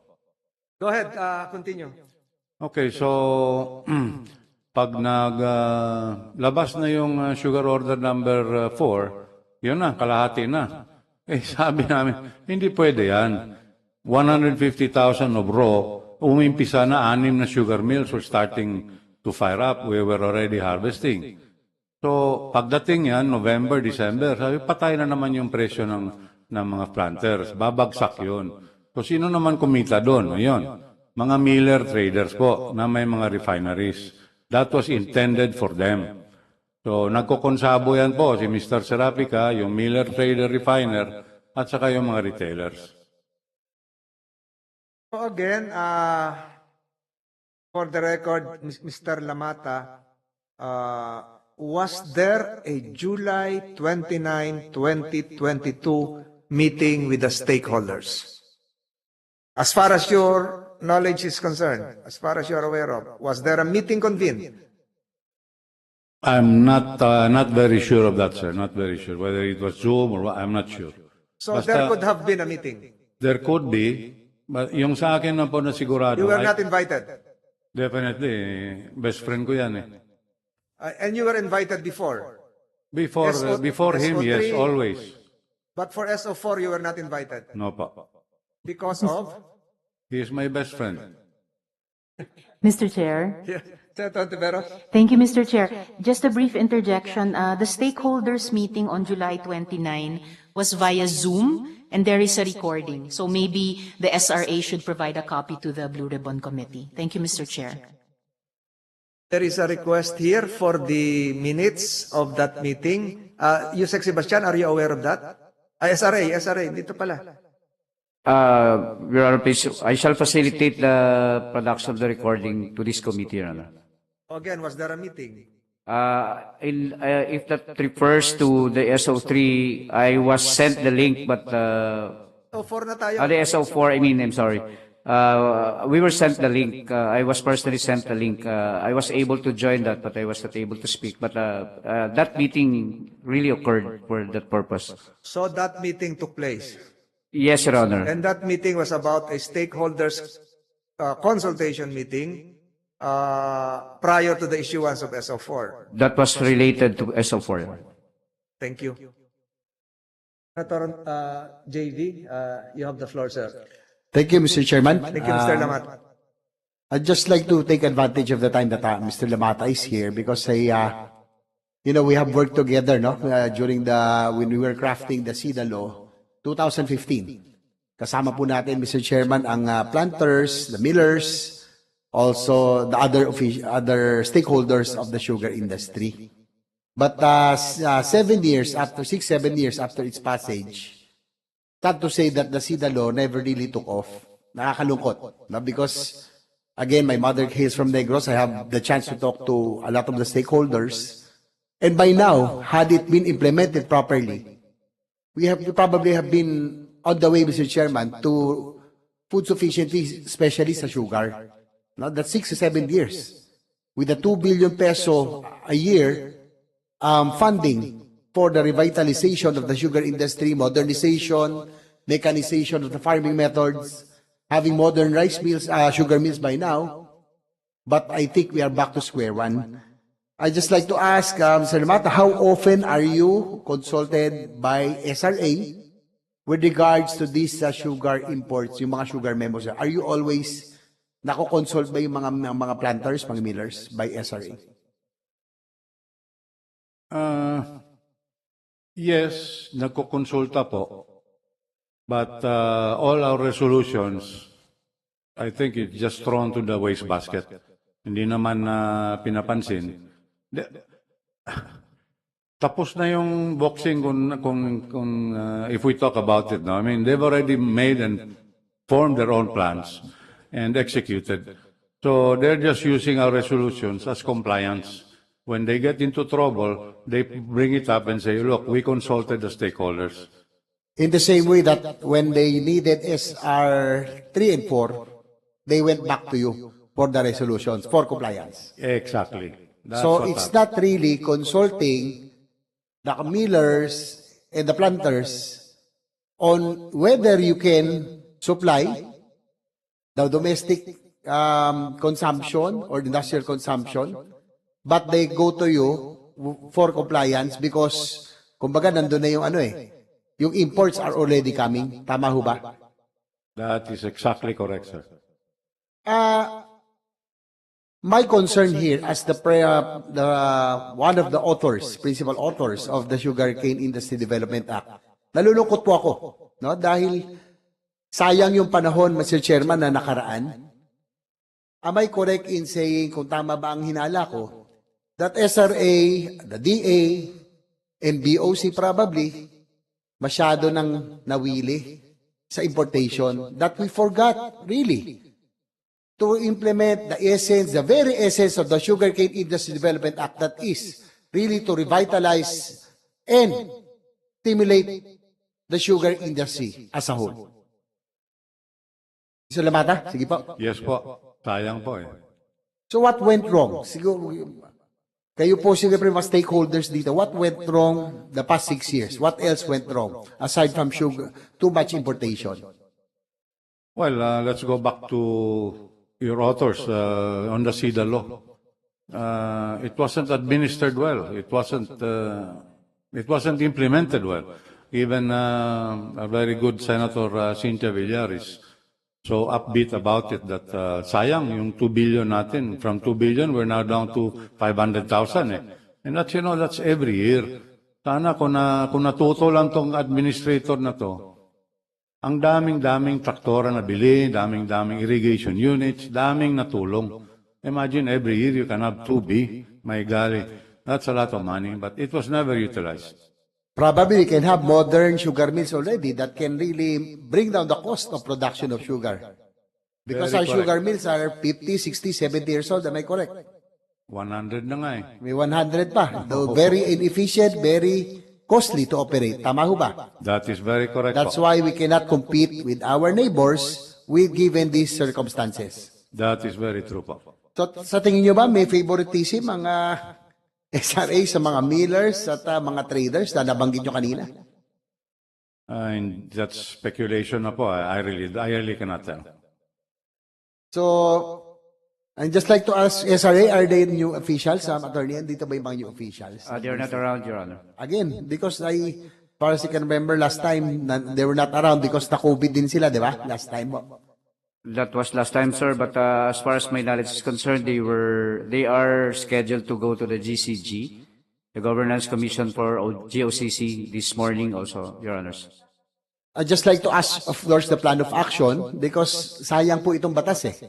No? And the President's directive, Mr. Chairman, is food sufficiency because of what happened to Ukraine and other conflicts. We are too much import dependent. Talagang tumataas ang presyo. Kaya nga, I would want to hear the plan of the SRA, the plan of action this time.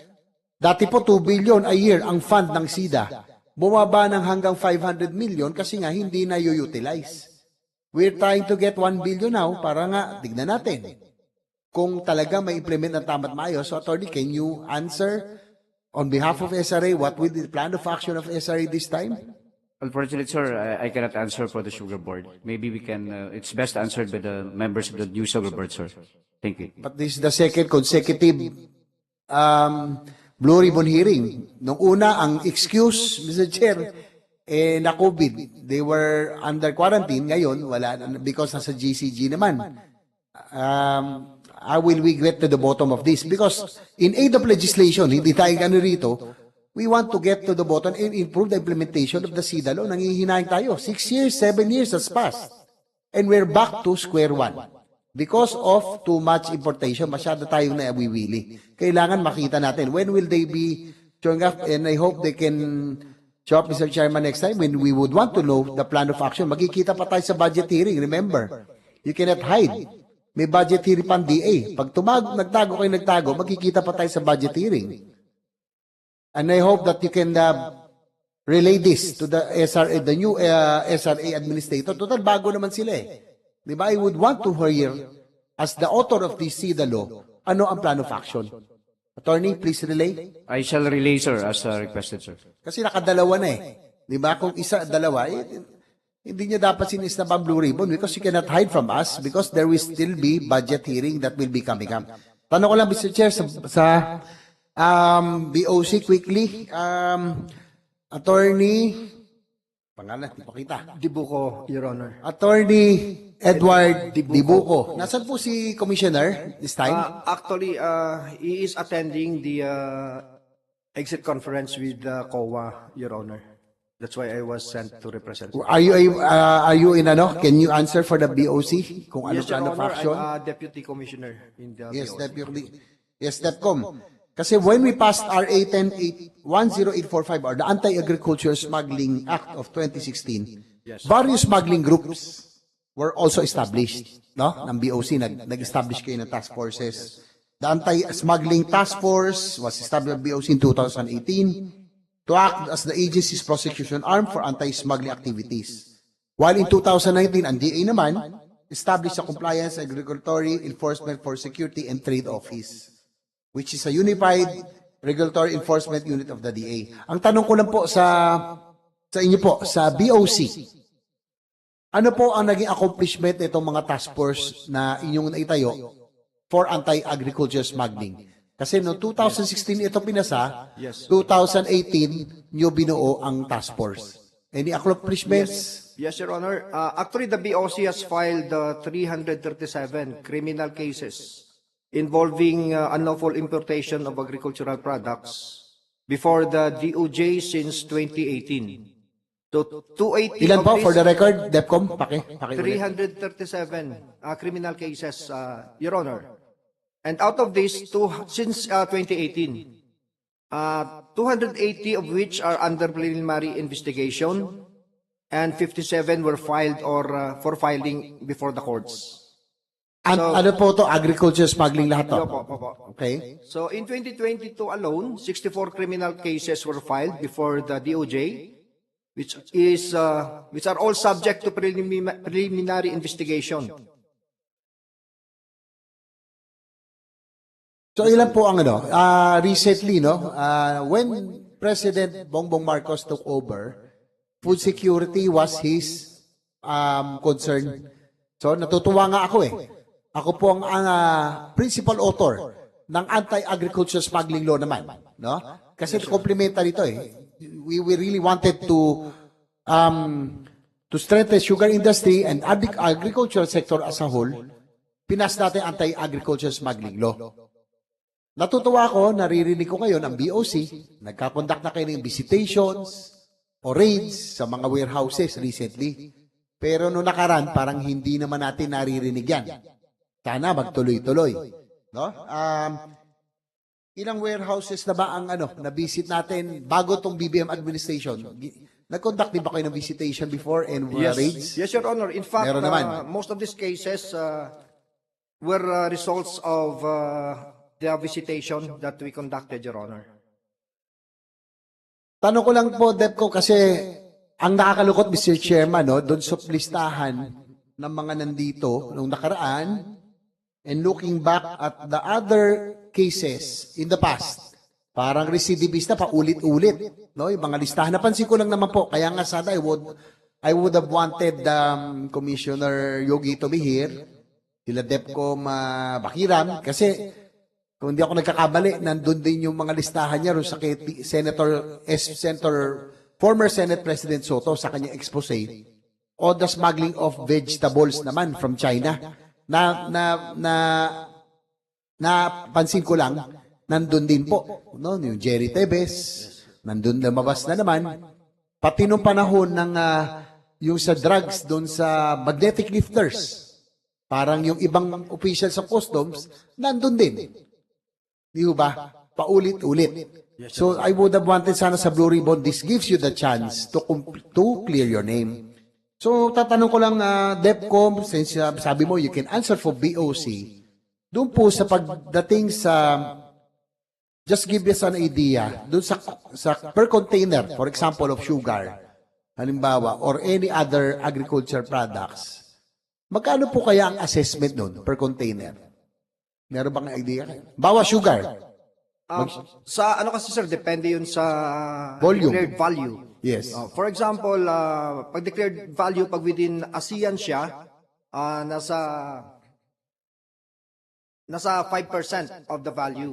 5% of the value ang duties natin. Yes. Okay. At pag outside ng ASEAN, it's 50 and up to 60%, Your Honor. So for example, kung ASEAN, ano kaya kahit rough estimate lang, halimbawa may importation tayo ng sugar or vegetables. Mga magkano yun? May 500,000 ba? O 1 million ang isang... For example, isang container, palaging laman yan, mga 400 to 500 sacks.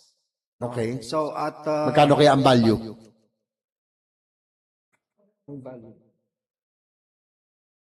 Estimate lang naman, DepCom, hindi naman kinakailangan. So, for example, at 800 per sack, for example, so... sa isang container, mga ilang sacks kaya? Mga 500 sacks. 500 sacks. So, 800 times 500, mga ilang, 40,000? 4,000 sacks. Mahina ako sa math eh. Ilan ba yun? 800 sacks? 500 sacks sa 500 isang sacks container. times 800 per sack, for per example. sack. Okay. So, that comes will out be mga to 4 million. 4 million. Ang assessed value. Tama Yes ba? po. Assessed value. So, magkano ang duties doon? So, 5% of that. Mga 400,000. 400,000 per container. Per container. Pero meron akong information na kapag sila Jerry Tebes daw ang naglalabas in connivance with certain commission, customs official, 60,000 lang daw ang lumalabas. Pwede ba natin i-flash sa screen sa secretariat? Yung pong yung assessment na galing po sa customs. This will be for the records of the Blue Ribbon. I'll give this to our chairman. Medyo malabo lang pero nandito kasi. Mr. Chairman, kasi natanong ko yung assessed value, no? For example, sugar or vegetable. Ang lamon daw ng isang container, around 500 sacks times 800 per sack ang assessment. So that's about 4 million pesos. So kung 10%, 400,000 dapat ang assessment. Pero pag sila Jerry Tebes daw naglalabas with connivance, 60,000 lang. I have here with me a documents, no? Na lumalabas ang assessment 60,000 lang. Senator JB, would you like that to be part of the records of... Yes, I will submit, Mr. Chairman, this to become records of the Blue Ribbon Committee. Thank you. And the committee secretary is directed to... Sinusubukan lang natin i-flash. We have a digital copy of that.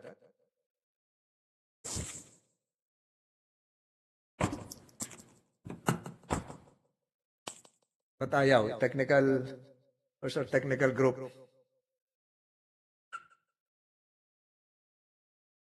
Attorney Alu, ikaw ba yung nagte-technical? Ha? Saan?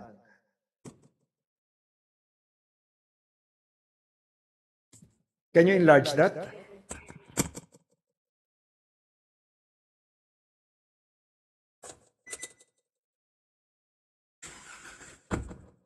Anyway, probably we can flash it later on. Siguro, DepCom, can you answer? Bakit 60,000 lang ang assessment? With the permission of Senator JB, DepCom, you're allowed to approach. Senator... Hindi, papakita ko lang. Para makita mo. Well, actually... You can approach, para makita mo lang. To give fairness to your answer. Just take hold of that document and study it for a second and then make your comment. Let the records reflect that the Deputy Commissioner has been handed the copy of a Xerox copy of the document for him to reply appropriately.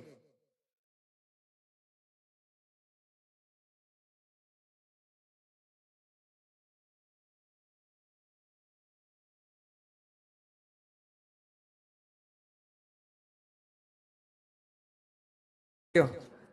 Please answer the query of Senator JB.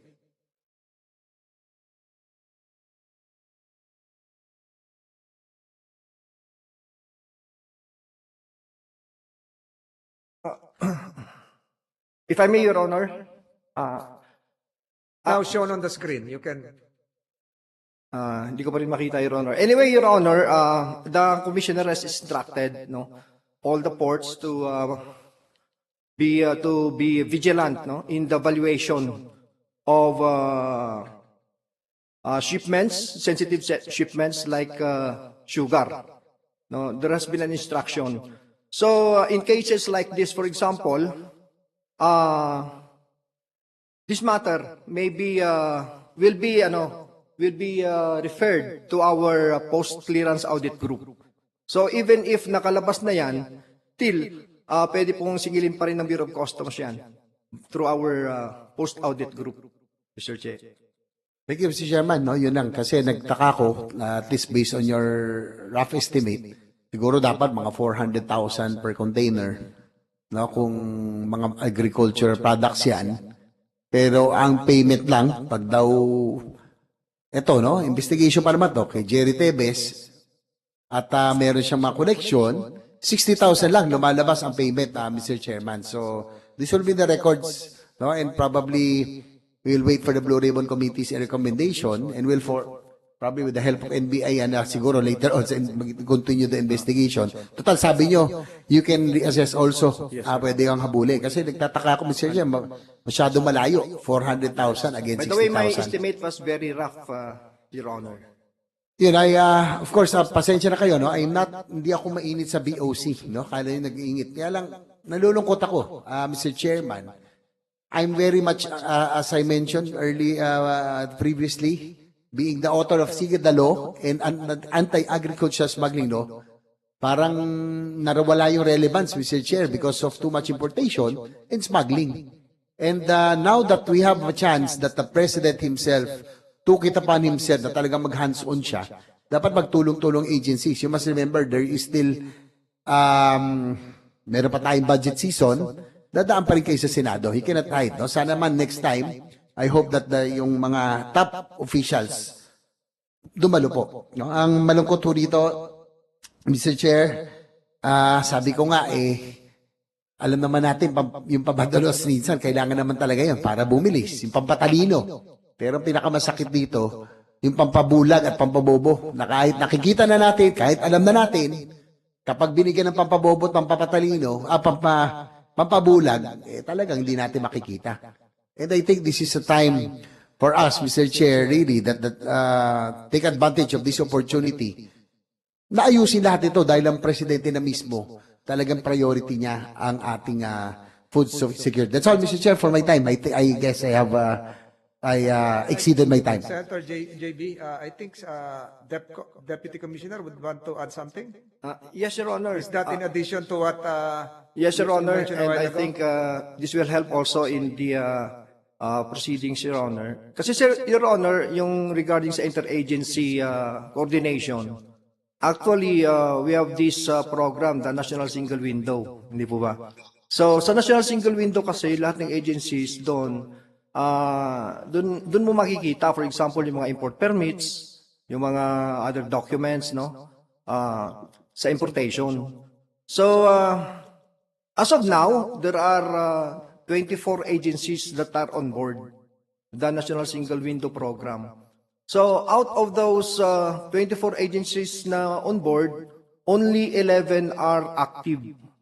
So, sa Department of Agriculture, for example, the Bureau of Animal Industry is active. The Bureau of Plant Industry is active. The BIFAR is active. So, makikita kaagad ng Bureau of Customs, for example, kapag yung shipment is covered by a certain import permit or proper documentation. So, hindi na namin kailangan actually na makipag-coordinate sa other agencies because of that. So, in the case of SRA kasi, they are already on board. Kaya lang hindi pa sila actively, hindi sila active doon sa NSW. So, sana I would like to request the SRA to be active in the National Single Window. With the indulgence of Senator Ejercito. So SRA now, again, is to be blamed for all of this. Correct? That's what you're saying. Ang hindi naman, Sila Mr. yung Chair, nagkukulang. what I'm saying is that pag hindi kasi on board sa NSW, what we do is manual verification. So our personnel would go to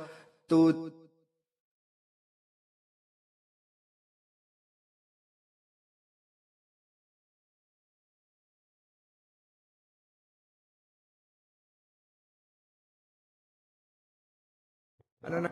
Palala. Mr. Chair, manual kami pag hindi boarded or hindi active yung isang government regulating agency. So kami kasi hindi kami regulating agency. So we just implement yung mga pinapayagan na importations of all the regulating agencies. That's why we have this National Single Window Program.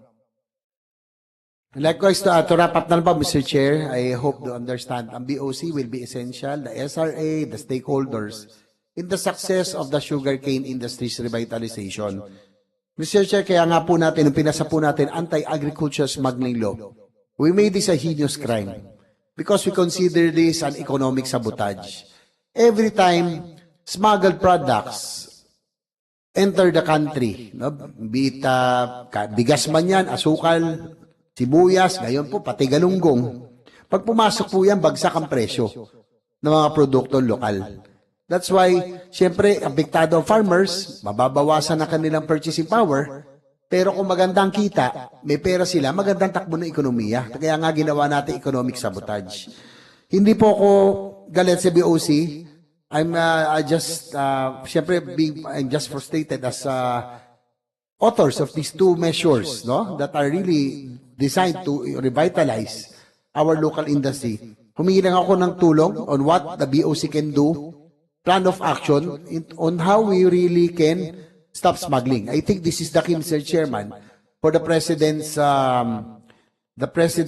instruction for food sufficiency. We really have to stop smuggling, if possible, and regulate importation. We only import what is necessary, yung talagang kailangan lang. Ubusin muna natin yung local produce. So that's all, Mr. Chair. Thank you.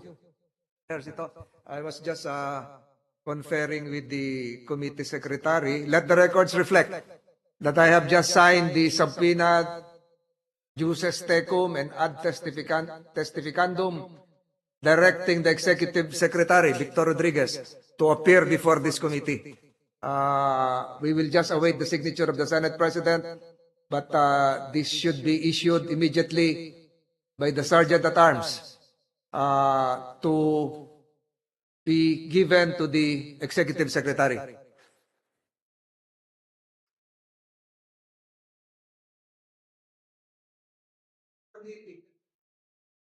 Tihida, Your Honor. Tihida, ang tinatanong namin kanina, napirmahan na ba nung mga SRA, yung papadalang sulat dito, wala pa rin? Wala pa po, sir. I was just about to Draft pa rin. to ask for a reply. It was sent, Your Honor, just confirming Tagal the... naman ipadala yun, email.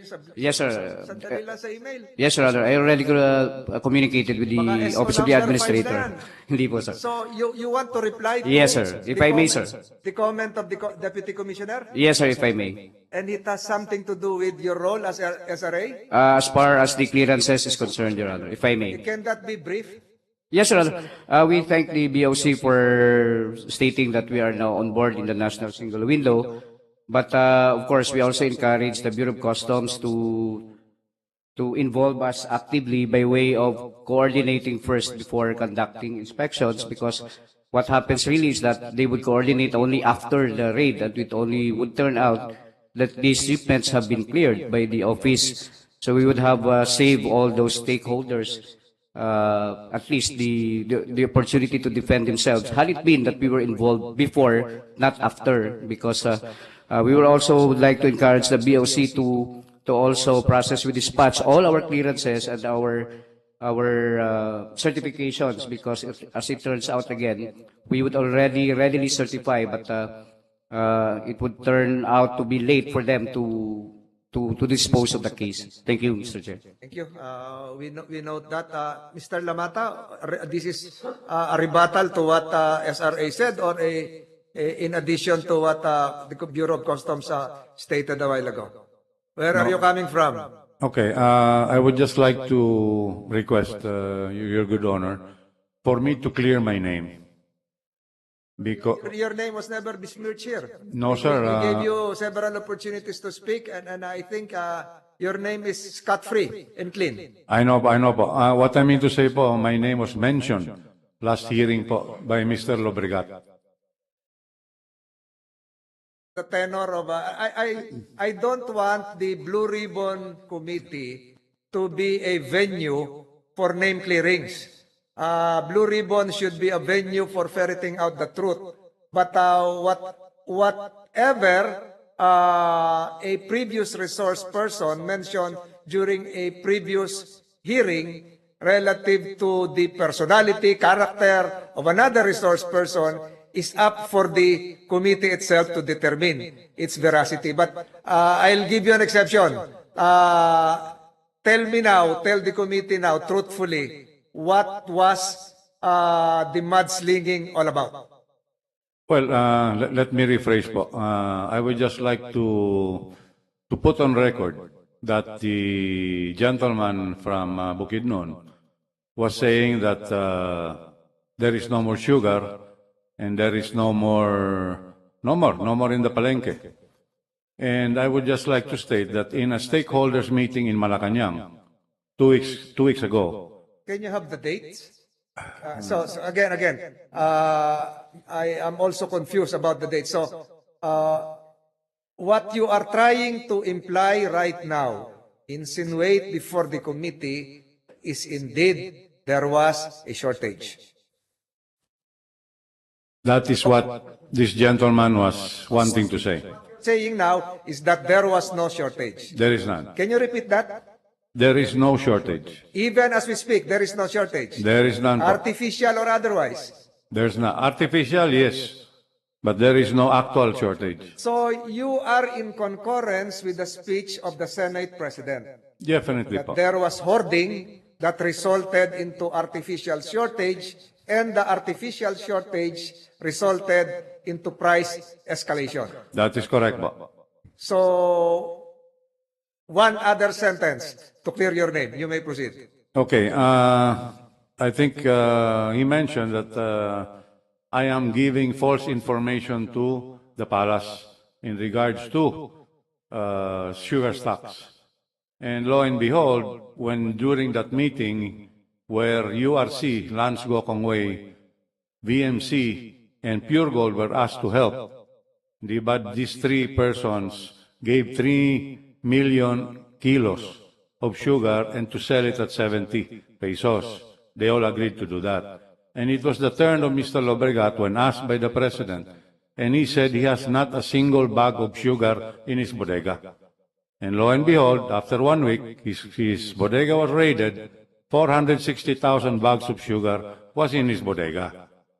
So he's not telling the truth. There is no shortage because he has a lot of sugar in his bodega. And my name was mentioned because he was insinuating that I was giving wrong information to the palace, which I never even talked to the palace. It was he. He was asked by the President if he had sugar. Nobody else. So he's the one who put himself in a spot. So if there is sugar shortage, that is the reason behind the aborted SO4 to import, right? Yes, po. Okay. That's clear now. I have, before we suspend for a while, I have 1 or 2 questions directed to Yusek Sebastian. Isimplihin ko na lang po ito. Alam nyo, Yusek, naguguluhan po ako dito sa nabanggit kanina na September 29, if there was really a stakeholders meeting, may nangyari ba? Sabi kanina, pwedeng magbigay sa amin ng minutes. Ang Attorney Tihida, can you provide us the minutes of that July 29 meeting? I shall request with the Office of the Administrator if there is. Yes. The reason why I am raising this, because for SO number 4, the reason was Odette, Typhoon Odette, di ba? Bumagyo, nasira yung ating ilang sugar plantation, kaya kailangan tayong mag-angkat. And I'm aware of Typhoon Odette. Nakarating yung grupo ko sa Kabangkalan, sa Negros, tumulong din tayo ron. But I'm very concerned with what July 29, 2022 stakeholders meeting is all about. The records will reflect. The records will show. Yusek Sebastian, July 29, ikaw pa ang Yusek nun. Diba? Yes, Your Honor. Noong July 28, 27, leading to July 29, stakeholders meeting, ano po yung pinagkakaabalahan nyo bago po magkaroon itong public consultation? I did not participate in the public consultation, Your Honor. But you're aware Yes, of that. but my affidavit will indicate to you that even before July 29, I already tabled as one of the agenda the sugar situation. And when you say even before July 29, you're referring to July 28, 27, 26, siguro. You can refresh your recollection. You have in front of you your sworn statement. Yes, Your Honor. Ano nangyari nung 26, ano yung naging role mo dito sa SRA meeting, if there is indeed a consultation? Kasi nung nandito si Attorney Beltran, ang sabi niya, 1 hour na lang daw po, nagpirma na siya, inisig na kahit sa marginal note. So, try to, I'm giving you time. Refresh your memory. Yeah, leading to 29. Okay, Your Honor. In my affidavit says here, on July 18, 2022, one of the agenda I tabled for the second presidential briefing with the President. That was when? The date again? July 18. July 18. One of the agenda I tabled for the second presidential briefing for the President as Secretary of Agriculture was the sugar situation. However, because of the lack of time during that meeting, it was postponed to August 1, Your Honor. August 1. But we already prepared all the briefing materials on sugar at that time. During that time, you were acting as the Chief of Staff and Senior Undersecretary, am I correct? Yes, Your Honor. So, the reason why I'm trying to refresh your memory is that there were events, series, that should have triggered your participation being the Chief of Staff. If you recall, again, I state this for the record, the basis of SO3 was Typhoon Odette. Bumagyo. If I'm not mistaken, all of us in this room are aware of what happened last July 27. Lumindol. Lumindol sa Abra, lumindol sa Norte, naramdaman sa Metro Manila. Di ba? Okay. Lumindol sa July 27, and I have here documents coming from the NDRIMC, and you should have been part of the NDRIMC. Tinawag lahat kayo for a meeting sa Camp Aguinaldo. Tinawag lahat kayo. I am surprised still right now. Nung tinawag, umattend po ba kayo sa Camp Aguinaldo meeting na NDRIMC? No, Your Honor. Sino umattend? Is that July 27, Your Honor? July 27, Lumindol. Alam lahat nandun dito. Yes, but I was not... Din po itong building na to. I was not able to attend that, Your Naramdaman niyo Honor. yung lindol? Yes, Your Honor. Yes. So, under existing laws, yung NDRIMC law, part kayo ng NDRIMC. Ang role ng Department of Agriculture, ang role ng DSWD, etc., is to provide the immediate update. Ilan ang casualties? Ilan ang nasirang dam? Ilan ang nasirang irigasyon? Ilan ang nasirang mga halaman? Alam niyo po, nakita kong records? Hindi ko alam kung sinong pina-attend niyo sa NDRIMC meeting. Ang pinadala, ang lumabas po sa records, nasa website ito ng NDRIMC, and I'd like the Committee Secretary to capture this digitally and have this marked as an exhibit coming from the DA group, A, serially numbered sequentially. Alam niyo nakalagay dito? Damages, 0. Damages sa agriculture, 0. Ito po ay July 27. The records will show, and the media can attest to this. July 28. The Secretary of Agriculture, the President himself, and he should be commended for this, went to Abra. Nasa dyaryo yon.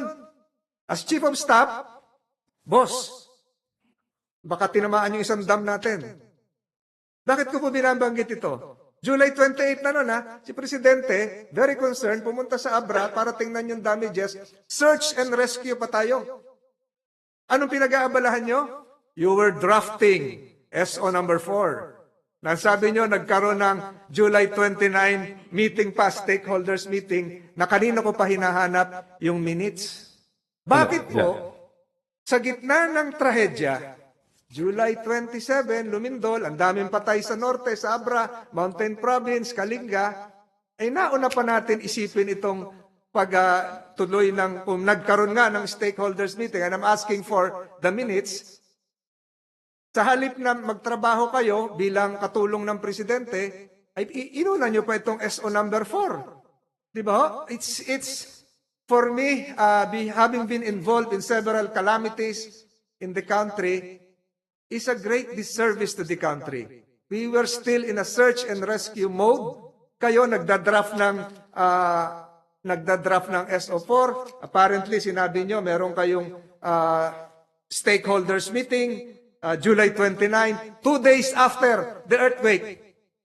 Paano nyo nagawa yun? That's why I need that copy of the minutes. May nagsasabi na, never nagkaroon ng stakeholders meeting. Your Honor, can I explain? Yeah, July 27, we have the earthquake.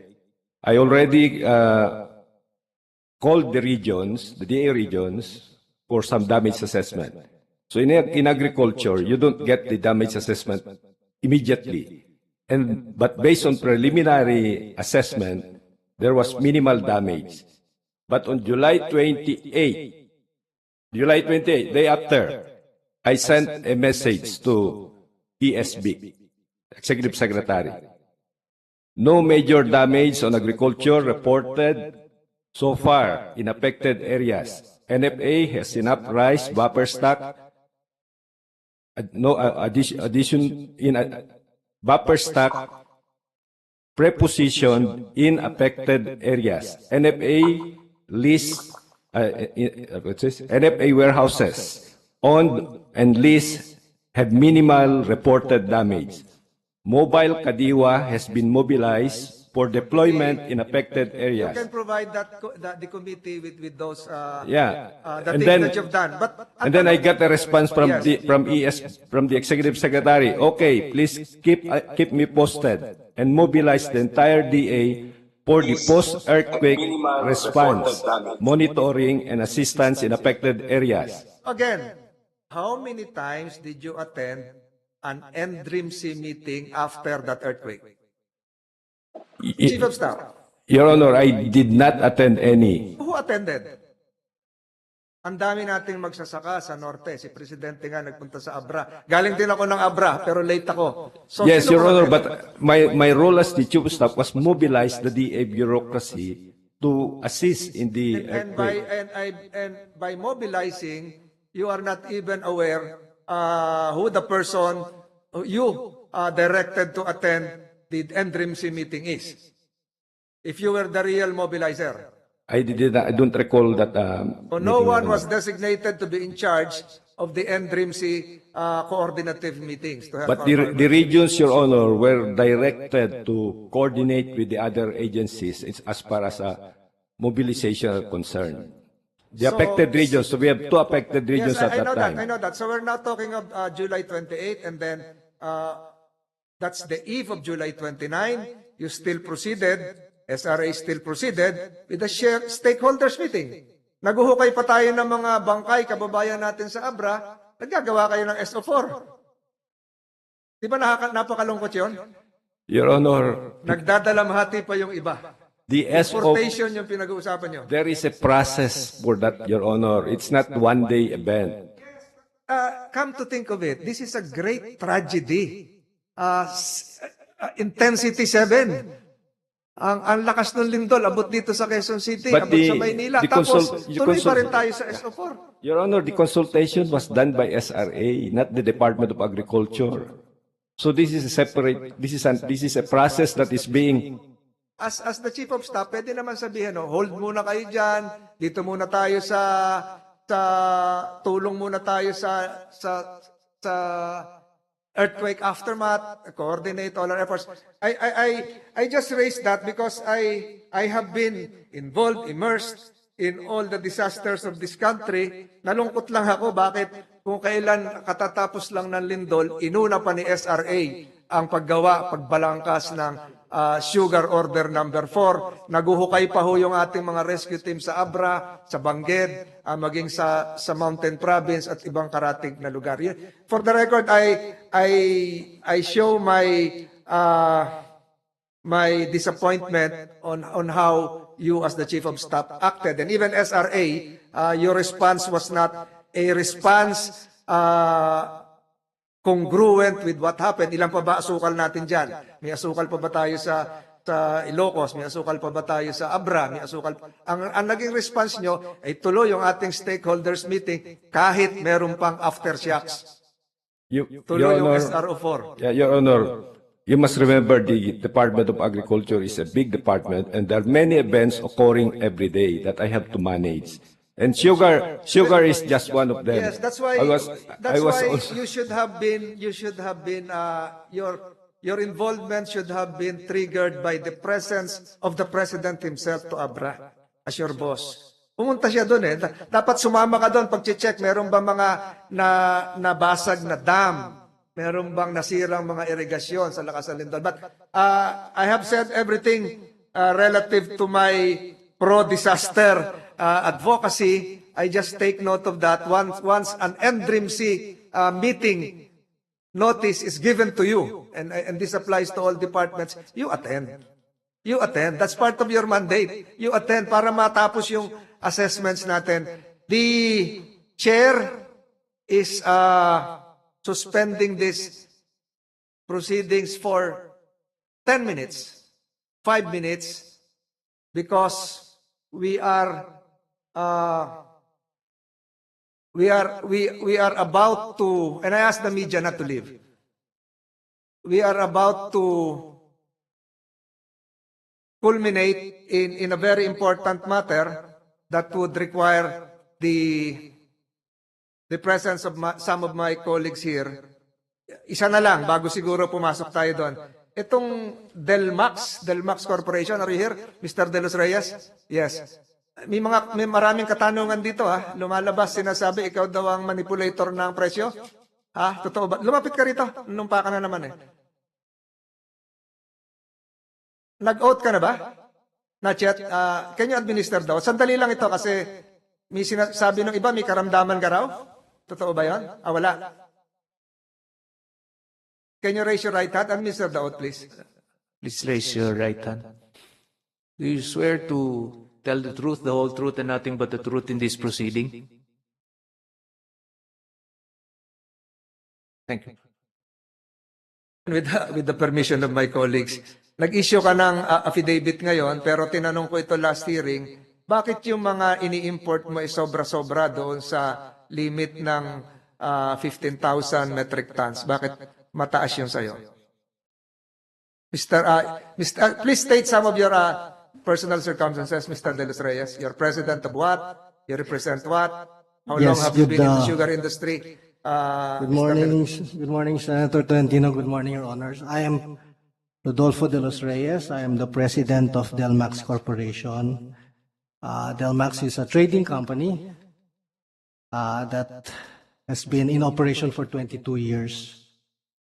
We are primarily engaged in sugar trading, in export, import, and domestic trading.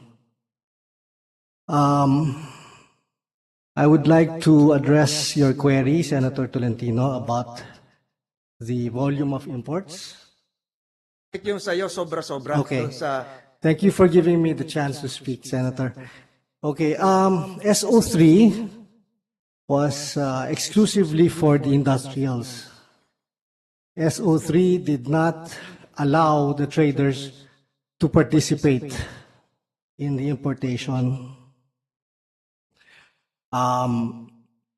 As many as 54, 55, 56 industrial users applied and participated in SO3.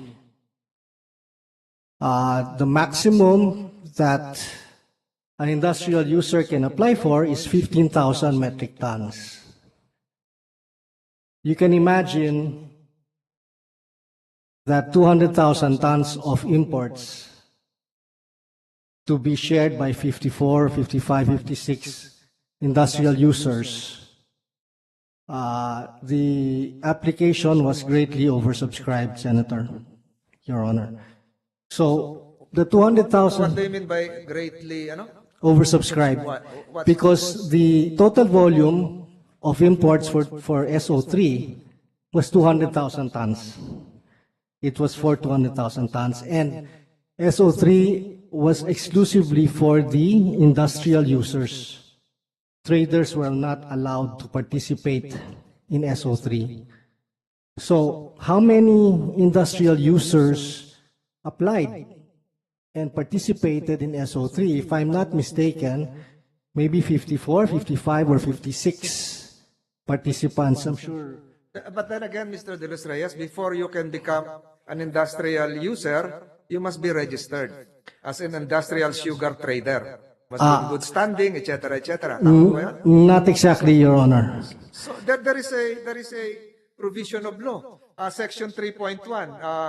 The import program is open and voluntary to industrial users of refined sugar that are duly registered with the SRA as an industrial sugar trader in good standing. So Correct. not necessarily. Correct, you're correct, sir. So have But you just if you amended read, this? no, if you read further, Senator, you'll see that there are some industrial users who are not registered as an international sugar trader. But then again, they can. But they can participate in SO3 even if they are not registered as an international sugar Dayaan. trader. Dito na yung parang para yung assigner assignee ng Okay. SO4. It's so, good. you have now the discretion to involve other non-registered industrial users. They are registered industrial users. They're not just registered as international sugar traders. Yes. So kahit hindi ka registered under Section 3.1, na ipapasa yon. Kaya yung affidavit mo, kine-claim mo, nag-over ka. No, no. Ha? Let me Yes. explain, Your Honor. Okay. Teka muna, isang tanong na lang. Baka maunahan ako ni Senator Bato. Merong bang mga warehouse ka na na-raid na? Yes, sir. Ilang warehouse mo na-raid? Isa po. Isa. Ilan ang laman? Approximately 10,000 tons. 10,000 tons. Ang nag-raid sa'yo, customs? BOC was there. Saan po to? Sa Ibaan? Sa Ibaan po. Sa Batangas? Yes. Ang layo So, ni-raid ka, nasaan na ngayon yung mga sukal? The sugar is still there. We continue to deliver the sugar. Pakonti po ng pakonti yung stocks because every day po may delivery kami sa mga customers Ilang namin. beses ka na na-raid? Sa 20 years mo na experience Ngayon, sa sugar industry? ngayon pa lang po. Ngayon ka lang na-raid. So, ituloy mo to na yung sinasabi mo na yung batas para sa registered pero nagagamit kahit hindi registered. Okay, please let So, me ito let yung me explain, sir. Ito siguro yung circumvention dito na nagagawa ng paraan na ipapasa sa iba kahit hindi rehistrado. Paano mo ginagawa Let ito? me explain, Your Honor. Lumalabas, huwag ka magagalit. Ang lumalabas, ikaw daw yung price manipulator. Ayaw, hindi sa akin galing yan. Kaya gusto kong iklaro mo yung pangalan mo dito para lumabas ka naman ng maayos yung pangalan mo. Gladly, Your Honor. Please proceed. Okay. So, there were 54, 55, 56 industrial users that applied to participate in SO3. The maximum of 15,000 tons is the maximum volume that an industrial user can apply for. Okay, the total quota is 200,000 tons. So, since there were 55 industrial users, SO3. So, itong total quota na 200,000 tons, this was allocated among the 55 applicants, industrial users. Okay, so there is not, I'll give you an example if I may. Coca-Cola applied for the full maximum volume of 15,000 tons. Okay, but after prorata, sa dami ng mga industrial users na nag-apply, Ilan po ang nakuha ng Coca-Cola? Coca-Cola got, after proration, less than 10,000 tons. Okay? So, there is not a To single... abbreviate this, what you are saying that your current practice is correct. I don't understand. What you're saying is that the current practice of involving non-registered, which resulted in the above quota sugar importation, insofar as you're concerned, is not against the law. Senator, this is not the practice. This is the very first time that the SRA allowed the industrial users to import directly. There has never been a time when the SRA allowed the industrial users to import, so hindi po ito practice. The other industrial users use your company, Delmax, in their importation. First time? First time. I'll explain, Senator. And if it is the first time, you oblige to have that first time, even if it has not been that practice during your last 20 years. Why? Can you repeat the question, sir? Sabi mo first time ito na ginamit yung Delmax sa importation. It's the first time that such an SO3 allowed industrial users. Delmax is not the only trader that was appointed. I wish I could get to that point, Senator. We are just there as appointed agents by the industrial users. And I want to explain why some of us need to be appointed. Because If I others may. are not qualified or registered. No, sir. Many of the We industrial recognize the users... arrival of Senator Pimentel. This was his question before. I'm just pitching it for you. Perhaps you can elucidate this more clearly. Okay. Senator Pimentel will take over. Okay. May I continue, sir? Yeah. Just be brief. Answer Okay, my question. many industrial users do not have the warehousing, the know-how, the logistical capabilities to do the imports themselves. Hindi po yan ang kanilang line of business. So these industrial users appoint. SO3 allows the industrial users to appoint their preferred or accredited trader supplier to do the imports for them. We bring the sugar in, we clear the goods through customs, we store the sugar in our warehouses. Wala pang mga warehouse ang mga industrial users. And then we store the sugar for them, we deliver the sugar to them daily. This is the sugar that they consume for the next 2 or 3 months. So this is the service that we do for them, In sir. hindsight, had SO4 been implemented fully, Yes. not declared as illegal, Okay. would you have been an assigner? I don't know. There, eligibility-wise, there are 78 eligible participants to SO4 based on the SRA record of international sugar traders, and that includes millers, planters, traders, and industrial users. Sa dami po. So this is another tweak of what transpired before coming from SO3. Am I correct? Ni-revise na yan eh. I don't want to comment on SO4 po, but I want to continue explaining the role of One Delmax last and question why before we did I not. turn this over to Senator Pimentel. Okay. Have you been meeting other members of SRA outside their offices or in other venue relative to your trade or practice? No, Your Honor. You have the floor. I promise the group that we will suspend in a few minutes, but we'll giving you time to ask 2 or 3 questions to Mr. De Los Reyes. Well, my questions are really on in need of legislation on how to improve the composition of the SRA. Mabuti nandito na rin you're with the trader, no, Mr. De Los Reyes. We are currently drafting a bill to increase the membership of the SRA to represent the other stakeholders. And we are actually debating in the office whether traders should be represented in the said SRA board. So may we get your opinion, Mr. De Los Reyes? How important is your role in the sugar industry as a trader? Kasi ngayon yata, ngayon as I understand it, natuto ako kay Admin Serafica noon. Sabi niya,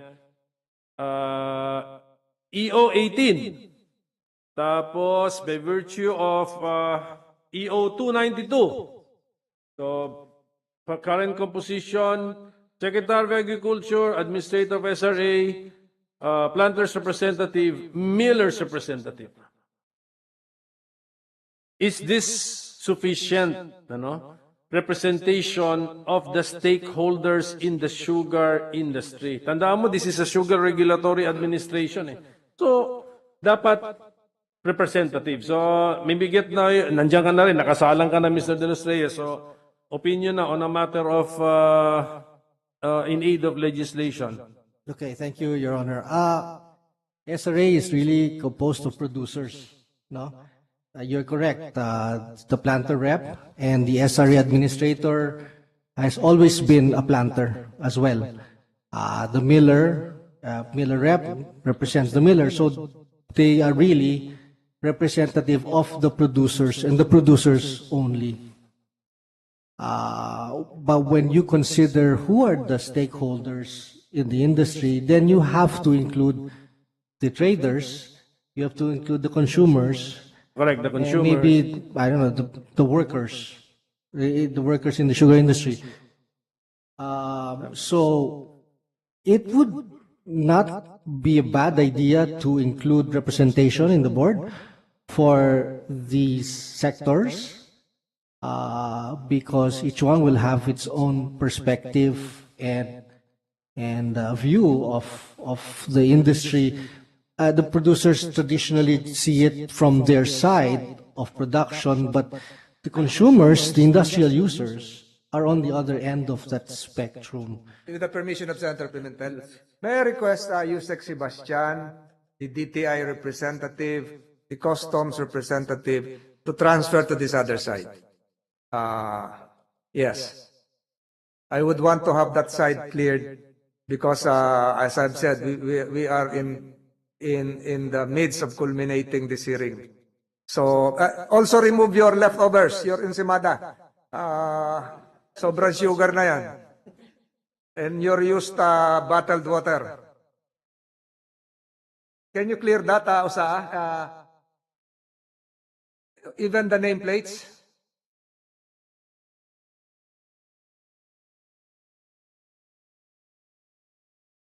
Media, wag na kayong lalabas, ha?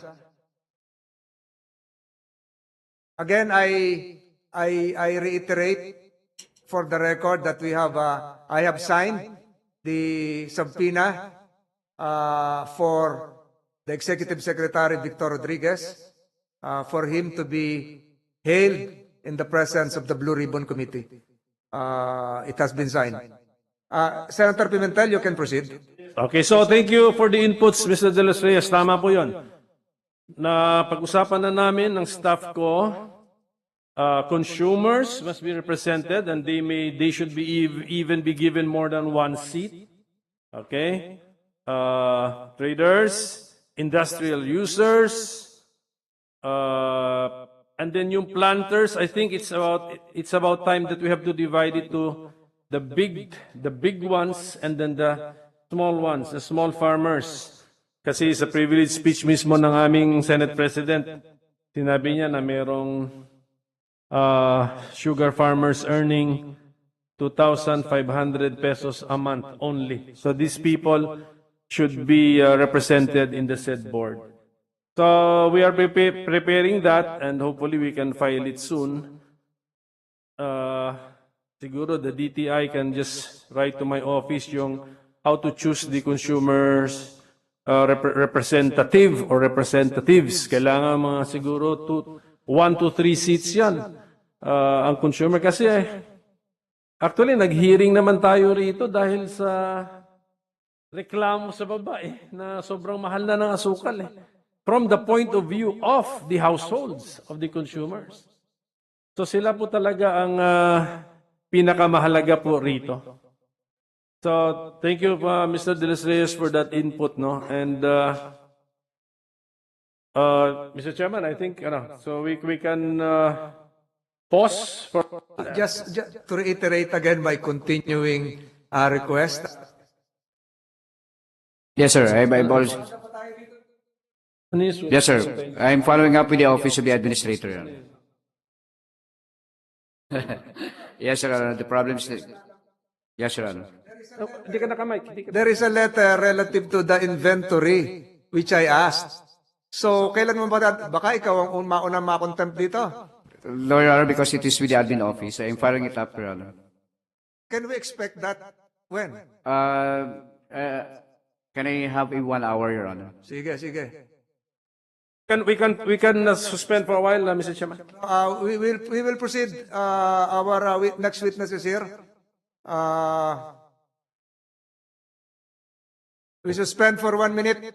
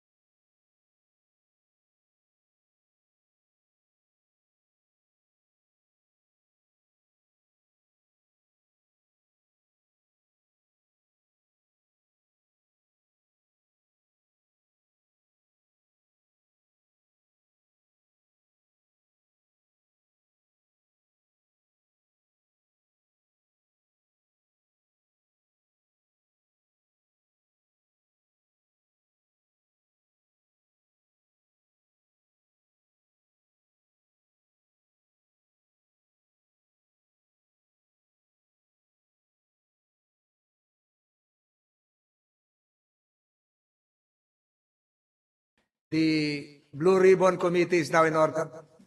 We acknowledge the presence of the Executive Secretary, Attorney Victor Rodriguez. Thank you for coming. We also would like to acknowledge the good Senate President. He has an opening statement before the continuation of this hearing. The Senate President is recognized. Maraming salamat po, Mr. Chairman. On the onset, I would just like to thank the Executive Secretary for accepting my invitation today. And to put on record, the President called me earlier this morning and said that he's sending the Executive Secretary today to participate in the deliberation to show sign of respect also to the Blue Ribbon Committee members. So I appreciate the call of the President, and I appreciate the call of ES Vic Rodriguez that he will attend in today's hearing. Hopefully it will put to rest any marites or chismis that he's avoiding and not wanting to comply or to answer questions from our distinguished colleagues. Again, my sincerest thanks to the Executive Secretary and to the President. Thank you, Senate President Zubiri. I also would like to express our gratitude for the presence of the good Executive Secretary. Though we issued a subpoena earlier, it will clarify a lot of things. There were other contradictory statements issued by some resource persons a while ago, which will need to be clarified. Pressing issues for the day, Mr. Witness, are 2 items. 1, there were insinuations made, and it's part of the TSN by Yusek Sebastian, that there were signals, quote-unquote, emanating from your good office that triggered them to act in the manner that resulted in the aborted SO number 4. Number 2, Senator Ontiveros and she will clarify this later, raised the issue as to whether the misperceptions, quote unquote, claimed by the SRA board members were triggered by communications, subliminal or otherwise, emanating from you. Number 3, just today, the former SRA head, Mr. Serafica, claimed that the original agreed upon importation number would be 600,000 metric tons, a far cry from the previous 300,000 or 150,000, plus other items that would be clarified emanating from your sworn statements. Again, we appreciate, we reiterate our appreciation and gratitude for your attendance today. Mr. Executive Secretary, you have the floor. And our ears, and our undivided attention, and the general public as well. Please proceed. Thank you very much, Your Honor. To the Senate President, Senator Migz Zubiri, to the Chairman of the Blue Ribbon Committee, Senator Francis Tolentino, to the Chairman of the Committee on Agriculture, the Honorable Senator Cynthia Villar, to the other members of the of the Senate. Good morning to all of you, Your Honors. And before I begin, I would like to sincerely apologize if there is we have to resort to the issuance of a subpoena to compel my presence today. I have no intention whatsoever to disrespect the honorable members of the Senate and the Senate as an institution. And that is why immediately when I learned that a subpoena was issued, I don't want to, but I have to inform His Excellency, even if he is on a state visit, and immediately he asked me to forthwith see the Senate President and immediately be present in today's Blue Ribbon Committee hearing, Your Honors. Again, my apologies, Your Honors, sirs and ma'am.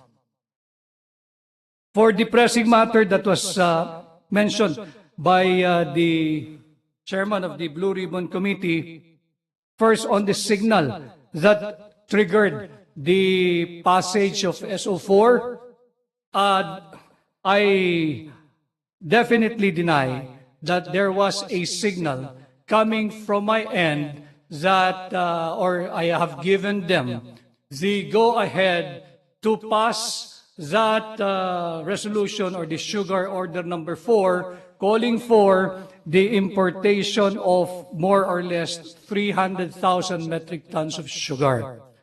For the pressing matter number 2, that was raised by the Honorable Ontiveros, if I may, sir, please proceed, sir. Regarding the communication, I didn't get it completely, sir. I apologize.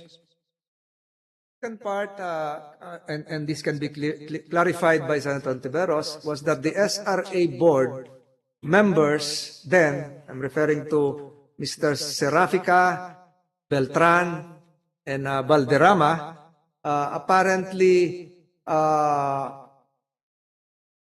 understood, coming from a meeting, I just heard an online meeting, that they should proceed with an import plan cum SO number 4, even if there is a provision that calls for an approval and a reprobation item in another section. So, can we ask Senator Ontiveros to clarify that briefly? Baka mali yung rephrasing ko nung pangalawang tanong. We take advantage of the presence of Executive Secretary Rodriguez. Ano po yung tinatanong nyo noon? Briefly, para hindi na natin ulitin yung nasagot kanina. Salamat, Mr. Chair, at magandang tanghali din po, Mr. Executive Secretary. It's good to see you here finally po to clarify these questions.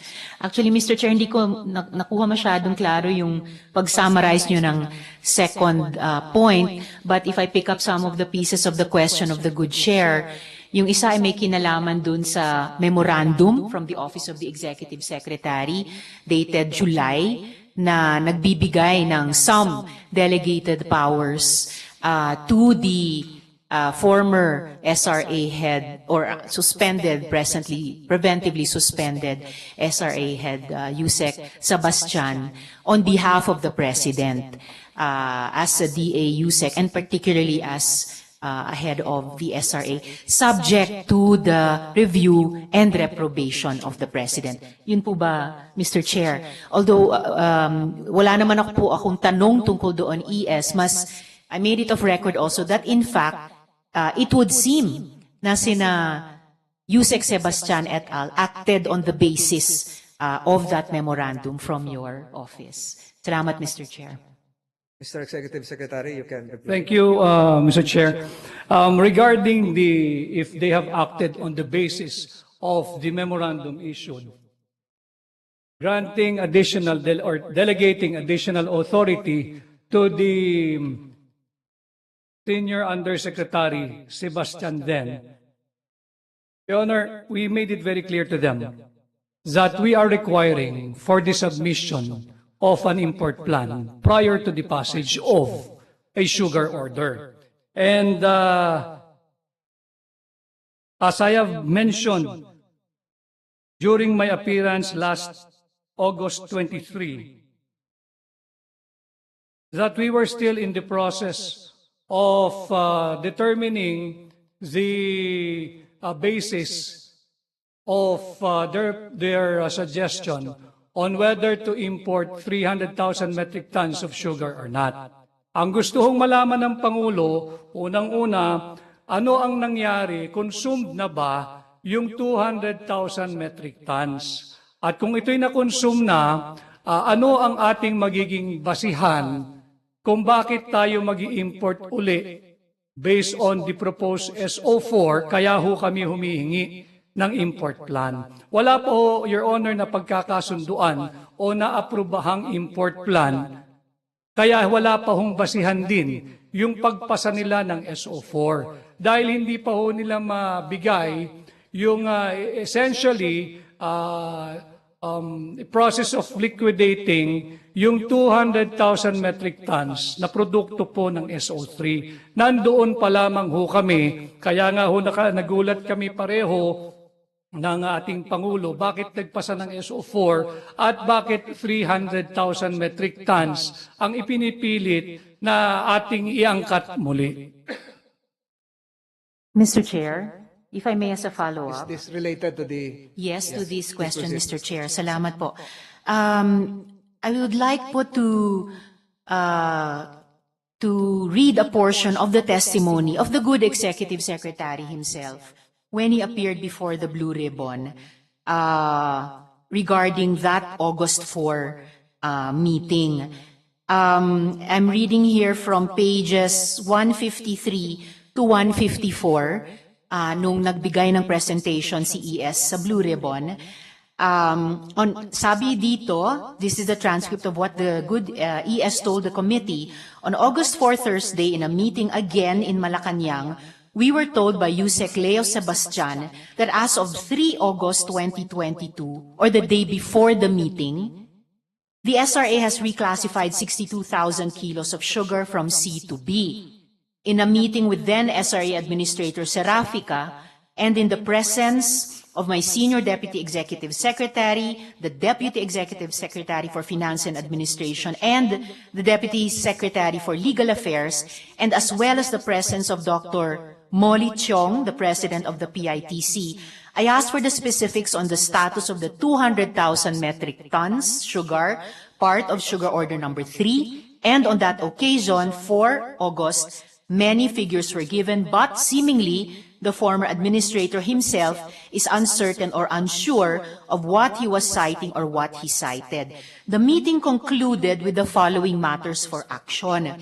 I, meaning the ES, I specifically requested that in the event there is really a need for the government to resort to another round of sugar importation, I asked for the import plan. I also asked who will be accredited and an answer to our query if the PITC may import on behalf of industrial and for home consumption sugars. And finally, if we may be given a draft sugar order for their proposed 300,000 metric tons new round of importation. So I'm asking the good ES, Mr. Chairman, to confirm to the committee, confirm again, since it is in our transcript, if indeed he told the committee when he first appeared, made the presentation to us, that in that meeting, malinaw po sa transcript, mayroon na pong pinag-usapang 300,000 metric tons na babanggitin sa importation plan, which in SRA language is importation program, which is embodied in a draft sugar order. Meron na pong 300,000 na binanggit, Mr. Chair. Senator Tiveros, in effect, what you are asking from the good executive secretary is to reaffirm the words coming from his sworn statement. Yes, Mr. Chair, which actually contradict what he just told us now, na walang pinag-usapang amount. Pero mismo sa kanilang presentation last time, nasa transcript ng Blue Ribbon, ito nga po yung isang follow-up question ko sana. Do you confirm that you heard the proposal to import 300,000 metric tons? Dahil nasa transcript na po ng Blue Ribbon nung una kayong nag-present, good ES, na may amount na pinag-uusapan at pinag-iisipan noon na 300,000 metric tons, Mr. Chair. Mr. Executive Secretary. Thank you, Madam Senator. Mr. Chair, wala hong debate at hindi ko ho tinatanggi na simula pa lamang ay yung amount na 300,000 metric tons ay isinusulong na ng SRA Board.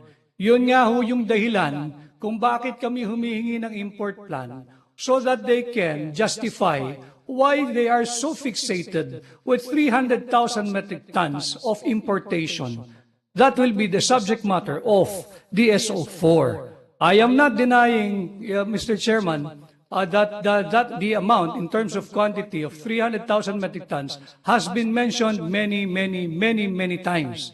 And that is precisely why we are asking them to submit to us an import plan so that they can justify why 300,000 metric tons, why not 250, why not 200, why not 150. Nandoon pa lamang ho kami, kagalang-galang na senador. At yes, I affirm, lahat po ng nakalagay doon sa transcript, it's essentially the same as what I have written here in my notebook, that the meeting concluded with the following matters for action.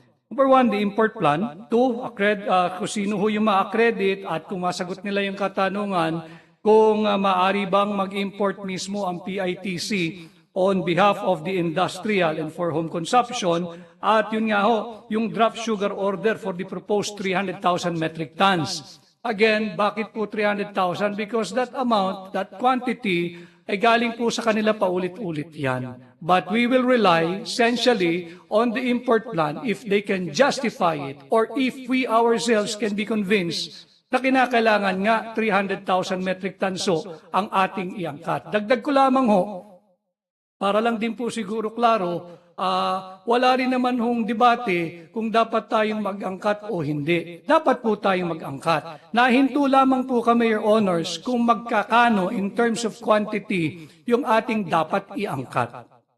Mr. Chair. Yes, of course. Yes, of course. Thank you, my dear colleague. So, ang lumalabas sa Executive Secretary, bukang bibig ng SRA yun. Yung 300,000. They kept mentioning it in the meeting.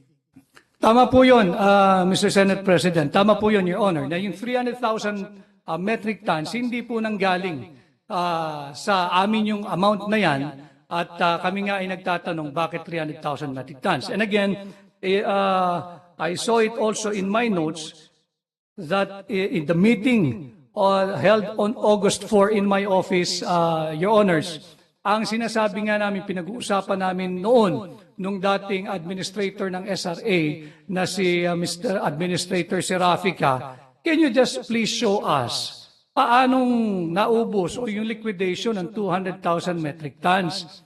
In fact, ang tanong ko ho noon, yung 200,000 metric tons ba, lahat yan ay landed. Ang sagot po, 62% yan ay landed. And we computed more or less 130,000. Nasaan yung kulang na 70? Para alam natin bakit ang presyo ay nasa 110, 115 per kilo. Meron ba talagang shortage? At ang tugon ho niya, nag-reclassify lamang ho kami a week back or few days back ng 62,000 metric tons.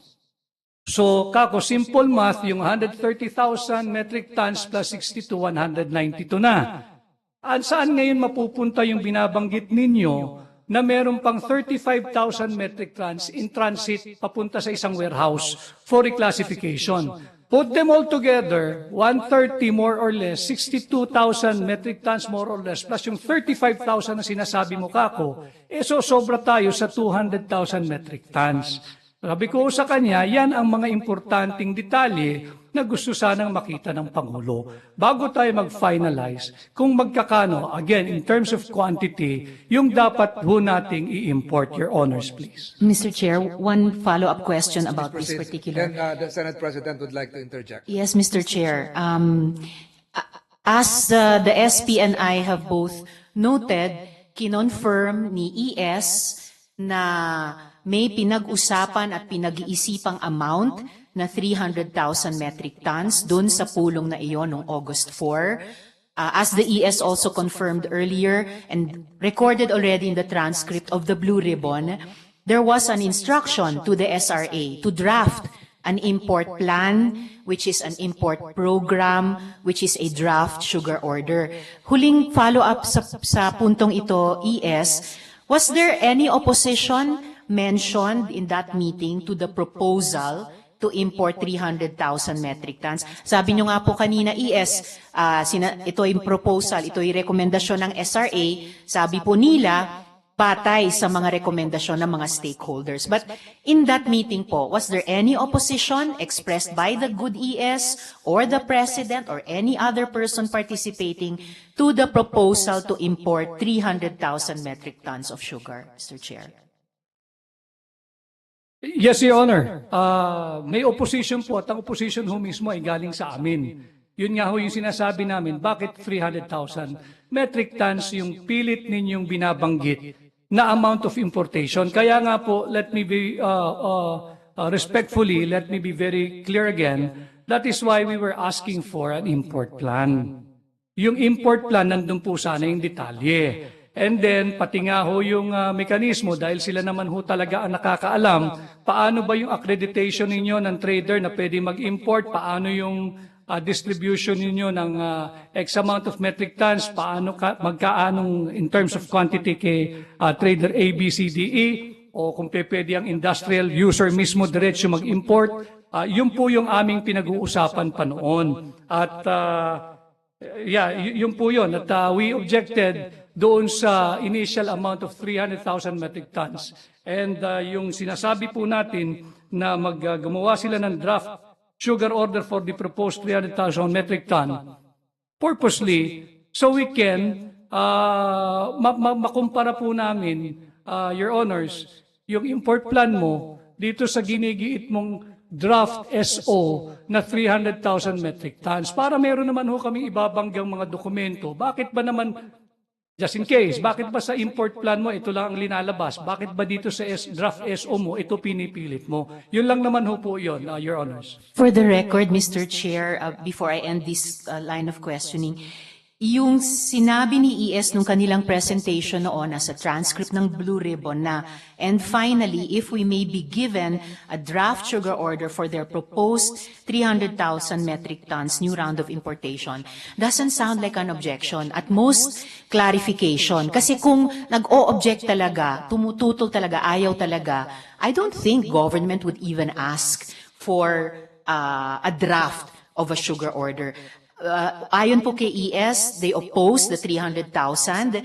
It seems there's a confusion po, Mr. Chair, as to what the President intended. So, para lang po malinaw talaga, definitely sa Blue Ribbon, I respectfully move to subpoena the Zoom recording of the August 4th meeting with the President, the ES, former Board Member Valderrama, and former Administrator Serafica. I so move, Mr. Chair. Senator Tiveros, I think that will have to be discussed again by the committee because these are confidential statements now. In an in-camera hearing, we will discuss whether we have the right to subpoena and retrieve via subpoena duces tecum without violating the confidentiality or privileged communications between the chief executive himself and his subalterns, and without violating perhaps Data Privacy Act provisions. So I submit, we will Mr. have Chair. to discuss that, Senator Ontiveros. I submit, Mr. Chair, subject to making another motion at the proper time, just to help really settle these seemingly hindi po nagtutugmang mga statements. Salamat, Mr. Chair. But the good executive secretary already affirmed twice the contents of his previous statements.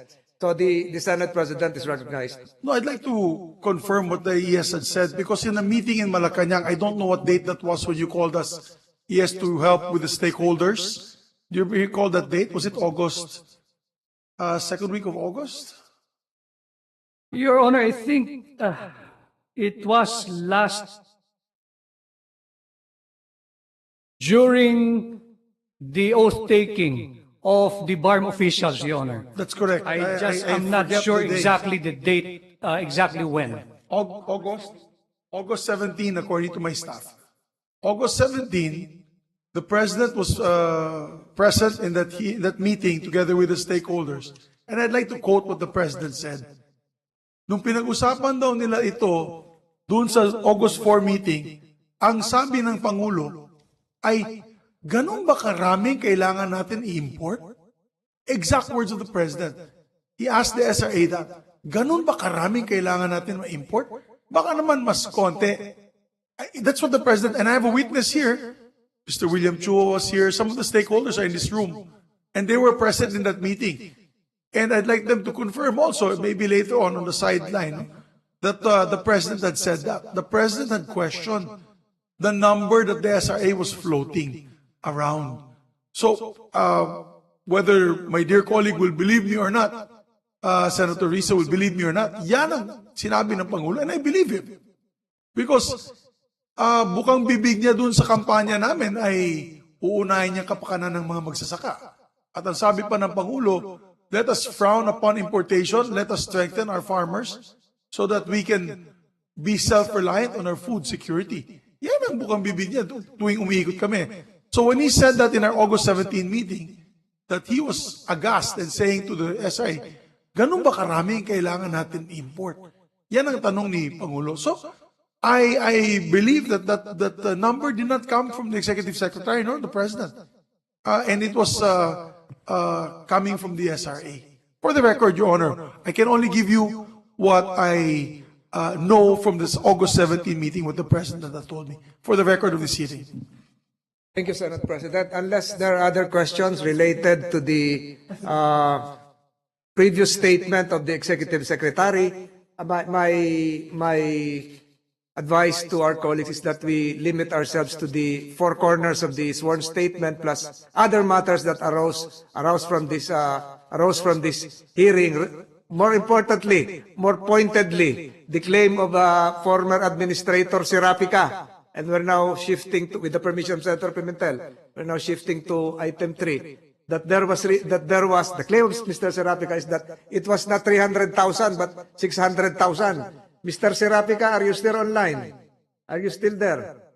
Yes, Mr. Chair, I'm still here. Pakiulit yung sinabi mo na ang pinaplano nyo ay 600,000. Totoo ba yun?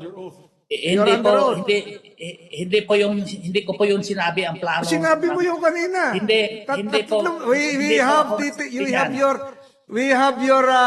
have your tape testimony. You were under oath. We have the transcript of stenographic notes here that I even asked you kanina. I was the one who asked you. I think that was an hour ago. I have the time here. I even asked you, bakit ngayon lang lumabas yung 600,000? Na hindi mo sinabi. Pinagpapawisan ka ngayon. Hindi ko alam kung walang aircon dyan sa likod mo. 600,000, tapos sinabi mo online. Ngayon, sinasabi mo, hindi mo sinabi yon. We can Hindi replay ko po that. sinabi na 600 po yung Sinabi mo pinopropose yun. ko po. Mr. Chair. Ang dami nakarinig no kanina. It's not me against you. Even the media can show that. If i-play sa'yo yun, you mentioned 600,000 metric tons. Saan mo nabunot yun? Tapos ngayon, dinideny mo na. Hindi Mr. ko po Chair. yung sinabi, Mr. Chair. Kung nandito ka lang sa premises ng Senado, pinakulong ka na namin dito. Pero sinabi mo yung kanina, ang pinalalabas mo ngayon, ako yung nagsisinungaling? Hindi po ganyan yung pagsabi ko po, Mr. Chair. Ano yung sinabi mo? Yung with due respect sa mahal na Pangulo po, yung sinabi niyang 600,000 metric tons, sabi ko po, Mr. President, that may be too much kasi nagbukas na po yung first farmers ng kanilang pag-accept ng canes at saka mag-mail na po yung Mr. Chairman, ayaw na nga ng Presidente ng 300,000 metric tons, 600,000 pa. I don't believe the President had said that. Impossible. The President will not come up with a figure on the top of his mind. You better clarify, Mr. Serafica, you are very close to being cited for contempt. Mr. Chair, if I may, the 300,000... Yes, but let the records reflect, the TSN would bear me out, na sinabi mo yon. I even commented, ngayon ko lang narinig yung 600,000 metric tons, ngayon ko lang narinig yung online. Ang sinabi ko pa, wag mong gamitin yung Pangulo. Sinabi mo, sumagot ka uli. Sabi mo, 600,000 metric tons. Now you are denying that and impliedly saying that either we are deaf here, all of us here are deaf, or I am lying. Yung 600,000 po yan, Mr. Chair, hindi po yan galing sa akin po. Yung 600,000 na yan, hindi galing po yan sa akin. Yung binanggit po ni Presidente ng 600,000, sabi ko po na Mr. President, that might be too much. Yun ang sabi ko po. What you're saying now is that it never came from you, but from another source, the Chief Executive himself. Perhaps the good Executive Secretary can affirm whether that came from the President himself or Mr. Serafica is telling us false truths, half lies, or what? Executive Secretary, have the floor. Thank you, Mr. Chairman. Wala hong binabanggit na amount in terms of quantity si kagalang-galang na Pangulo Ferdinand Bongbong Marcos Jr. pagdating doon sa metric tons na dapat iangkat. Kaya po tayo naipit doon sa import plan pa lamang dahil hindi nga ho kami kumbinsido sa 300,000 metric tons. Again, let me be very clear, Your Honors, wala hong debate na dapat tayo ay mag-angkat. Wala pong debate na dapat tayo mag-import. Nahinto na lamang po kami kung magkakano talaga yung amount na dapat nating iangkat. At wala pong katotohanan na nanggaling kay Pangulong Marcos yung 600,000 metric tons. I would like to join the manifestation of the good Senator, the Senate President, kung yung 300,000 metric tons nga ho ay hindi kumbinsido ang Pangulo, bakit naman niya sasabihin 600,000 metric tons? And fact of the matter, Your Honors, there is already a SO1 and SO2 passed by the new board. Ang iaangkat nga lamang ho natin ay 150,000 metric tons. Malayong-malayo po doon sa sinabi kanina ng dating SRA Administrator na 600,000 metric tons. I'd just like to add, Mr. Chairman, sa ilang hearing na po ito, pangatlong hearing na po ito, bakit ngayon lang niya binanggit yun? Dapat sa naunang hearing pa lang, binanggit niya na yun. Where does this supposed number come from and where is it coming from? Ako, dudang-duda ako dito, Mr. Chairman. I don't know why this kind of information was put in play, maybe to muddle all these discussions. But why did he just come up with this now and now he's denying it? Mr. Chair. Senator Tiberas, is this related to... Go ahead. Thank you, Mr. Chair.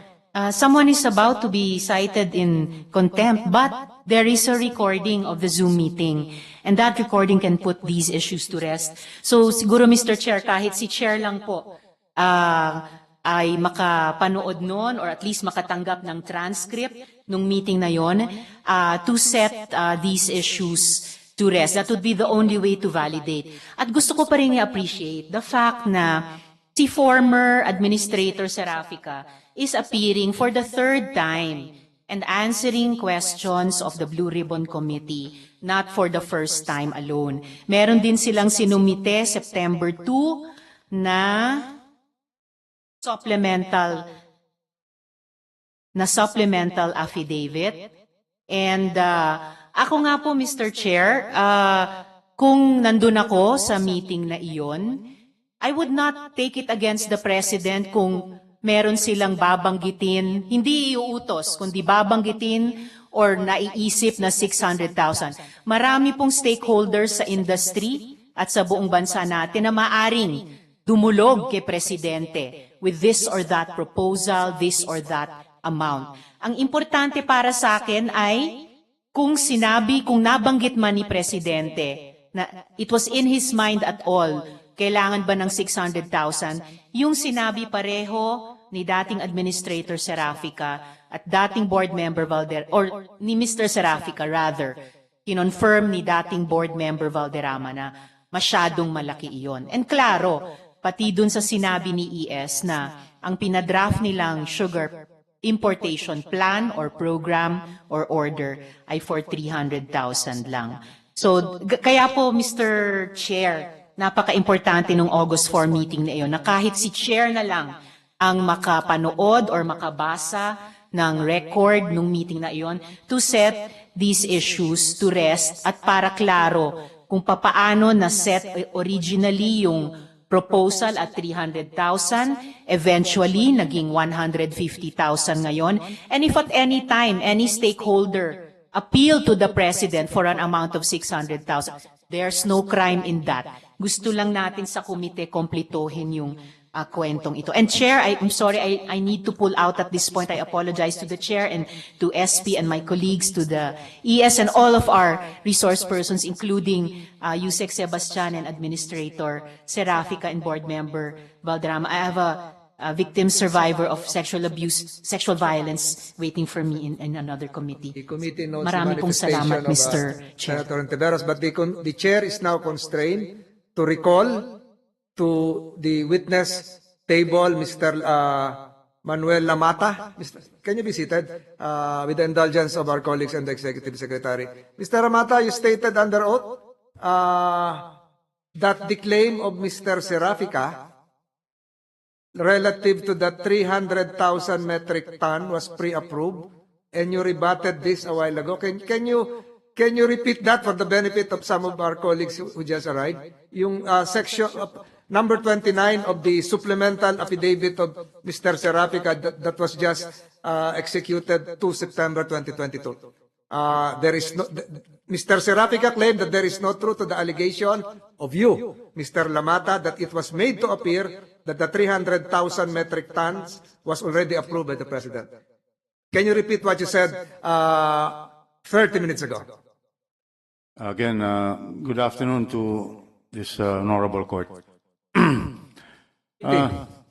Committee pa. During those times when the sugar prices in the retail stores were very high.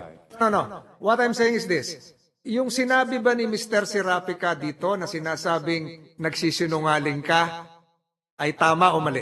Sino ang nagsisinungaling? Siya ang sinungaling po. Serafica. He is a liar. Because of? There's no truth to whatever he said. There is no shortage. That's number one.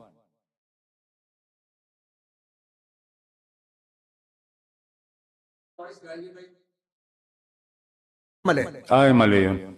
Because? Because there's no truth to it. There's no truth to it, Mr. Senator. Thank you, Mr.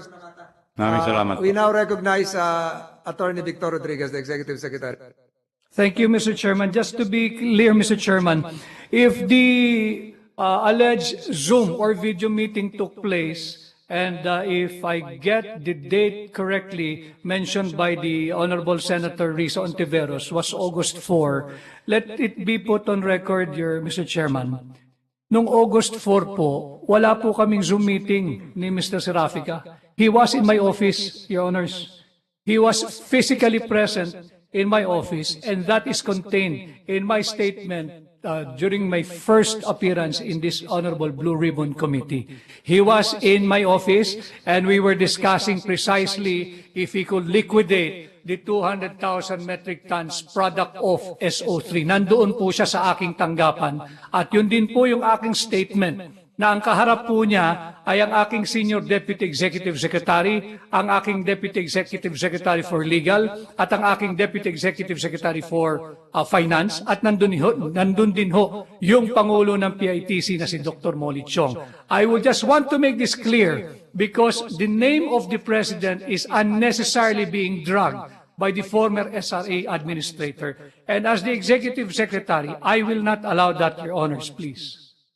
So to repeat this, to clarify this once and for all, there was no Zoom online meeting on 4 August 2022 as claimed by Mr. Serafica. Yes? Wala nangyaring ganon. It cannot be, Your Honor, because he was in my office. And you cannot be physically present in an office and Zoom at the same time. And he was just seated like this, Your Honor. So Mr. Serafica, can you clarify this once and for all? Ang dami mo nang sinasabing nakakalito na.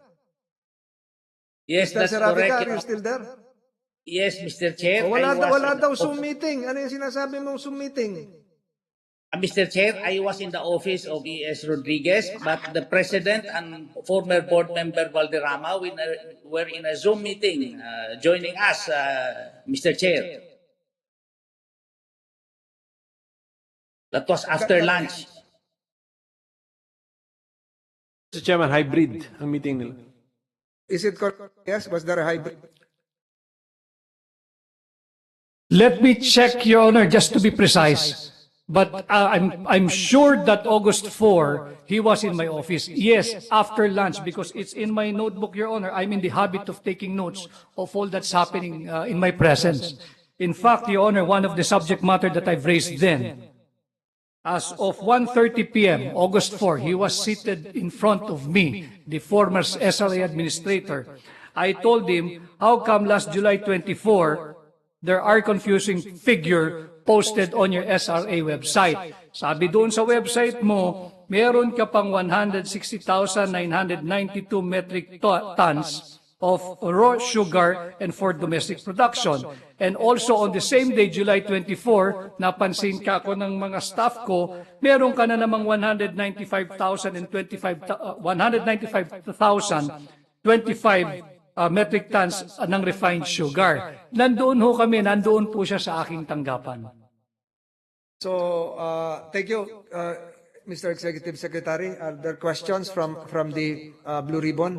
Senator Pimentel, the Thank minority you. leader. Thank you, Mr. Chairman. Just to clarify nga di August 4 kasi, kawawa naman yung mga tao, tinawag nyo na illegal, unauthorized, immoral yung meeting nila. Ngayon, sasabihin nyo, sinungaling pa sila sa August 4. Totoong may meeting pala nung August 4, Mr. E.S. Ang tanong na lang, were there others present by online? Okay, para organize po tayo sa ating facts para walang allegation na may nagsisinungaling.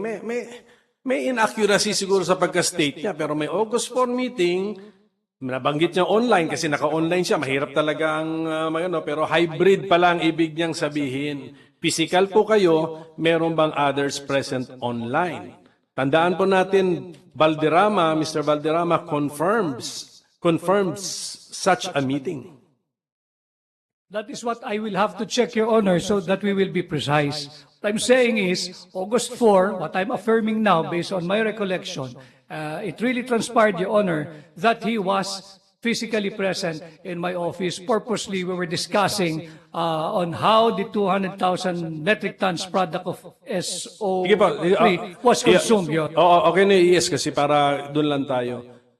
So, okay, so you do not recall an August 4 meeting which is hybrid. Alam naman natin yung hybrid na may physical and then may naka-online. Where the President was online and maybe he mentioned 600,000 metric tons. But hindi ito utos. I mean, pwedeng brainstorming lang ninyo na nabanggit para wala tayong sinasabing nagsisinungaling. Hindi naman ano yun eh. I mean, hindi naman krimen yun na nagbe-brainstorming po kayo ng figure.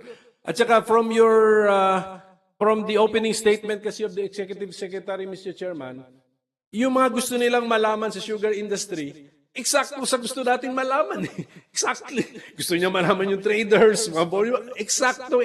So, ibig sabihin nun, ano na lang ito rin sa SRA, you are not transparent enough, SRA, maraming opaque kayo, opaque. Hindi kayo naiintindihan, maraming gusto namin maintindihan ng inyong mga proseso, so try your best to be transparent. So, balik po ako, yun lang po yun. Yun lang po yun para kawawa naman yung mga tao, tatawagin na natin sinungaling pa. I mean, nabanggit ba ni Presidente Marcos yung 600,000 metric tons offhand as part of the discussion? And then, kasi iba yung date August 4 ito then subsequently, pwede pa rin sabihin nyo na you found the 300,000 to be too much. Pero subsequently na po yun, mga 1 week later na po yun. So, August 4 lang po tayo nakatingin. So, yes. Your Honor, makakaasa po kayo. I'll determine whether there was a hybrid or there was participants in the Zoom meeting. At kagaya po ninyo, wala rin ho kaming layunin o pakay na paratangan ng kung sino man at ng kung ano man ang mga pinatawag po ng committee. Aalamin ko po iyon, Your Honor, and what I can assure you, at kung may naganap man hong hybrid o may participant doon sa via Zoom, malalaman po ninyo. With the permission of Senator Pimentel, as requested by Senator Ontiveros, kung meron transcript, provide na lang sa chairman. But to correct the impression, yung word na sinungaling, kaya ako nabanggit yun kanina, kasi sinasabi niya na hindi raw niya sinabi. You were not yet around, Mr. I was online. I was present online, Chairman. Ito po nakalagay, maliwanag yung I have the transcripts now. The advanced copy of the TSN. And Mr. Serapica mentioned several times the words 600,000 of metric tons at 10:25 a.m. Almost more than 2 hours ago. Senator Ontiveros asked, 600,000 metric tons ang binanggit. Mr. Serapica said, yes po. So these are all here. So I mentioned the word sinungaling because I was made to appear that I'm not quoting from something. I'm quoting from the transcript of stenographic notes, 10:25 a.m. So you can proceed. Basta tandaan lang natin na yung allegation ni Mr. Serapica na mayroong hybrid meeting August 4 na nabanggit ng 600,000 metric tons ni President Marcos was confirmed by another person, Mr. Valderrama. Okay? So, dalawa ang nagsasabi po nito. Anyway, Senator Pimentel, with my interjection again, Mr. Valderrama has not yet been put to the witness stand today. The allegation came from Mr. Serapica that Valderrama was part of the loop. Present po kanina sa online, I think he was asked, and then he appeared to confirm the story. I do not recall. As Comsec, tinawag ko na ba si Mr. Valderrama? Kanina. No. Tinanong ko na ba siya? Mr. Valderrama? I stand corrected. Thank you, Mr. Chairman. Okay, can I now proceed to another matter? At least nasagot ni si ES. Mr. Chairman, can I proceed on another matter? Okay lang, sige. ES, punta tayo sa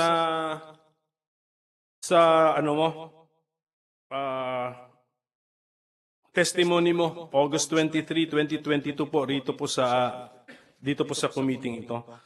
I hope you have a copy of your transcript. Meron po, Your Honor, ako mismo ang sumulat sa akin notebook. Okay, ito pong page 14 po ng transcript po ng August 23, 2022, which captures your testimony.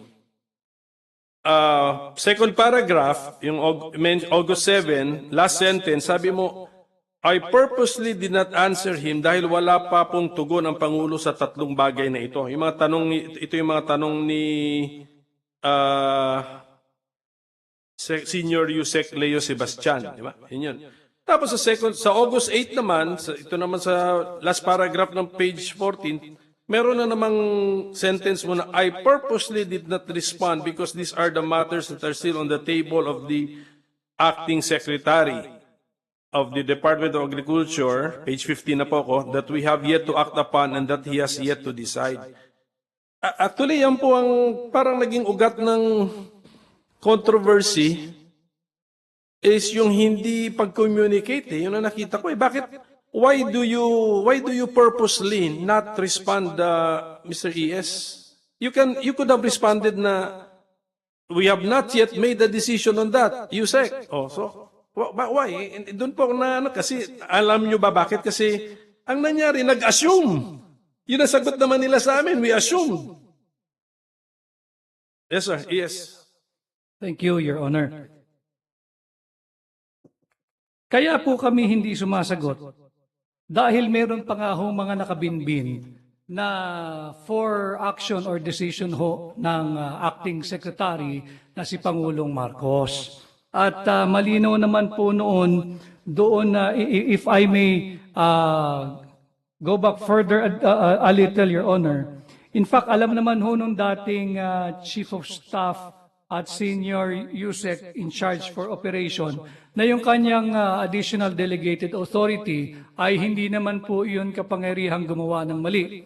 Proof is, noong July 29, 2022, ito po na inabot lamang ngayon ng aking staff, meron po siyang liham, pagpapatunay lang na he is conscious na ang kanyang authority ay hindi naman po blanket authority yan na mag-decide on his own. Ito po kanyang July 29, 2022 memo ay humingi po siya ng guidance on whether to approve the reclassification of sugar from C to B. Ito po yung nabanggit ko kanina na higit kumulang ay 62,000 metric tons.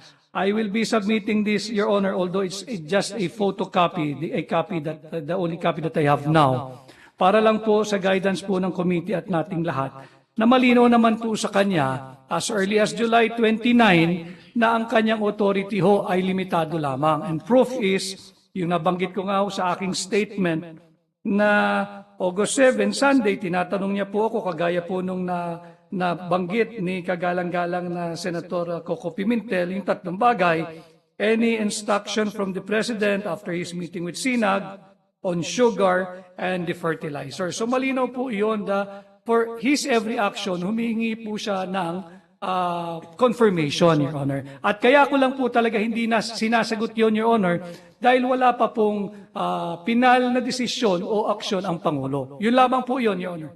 Anyway po, ang habol natin dito, mga lessons learned. I mean, yes, with your permission, you can submit that, just certify it.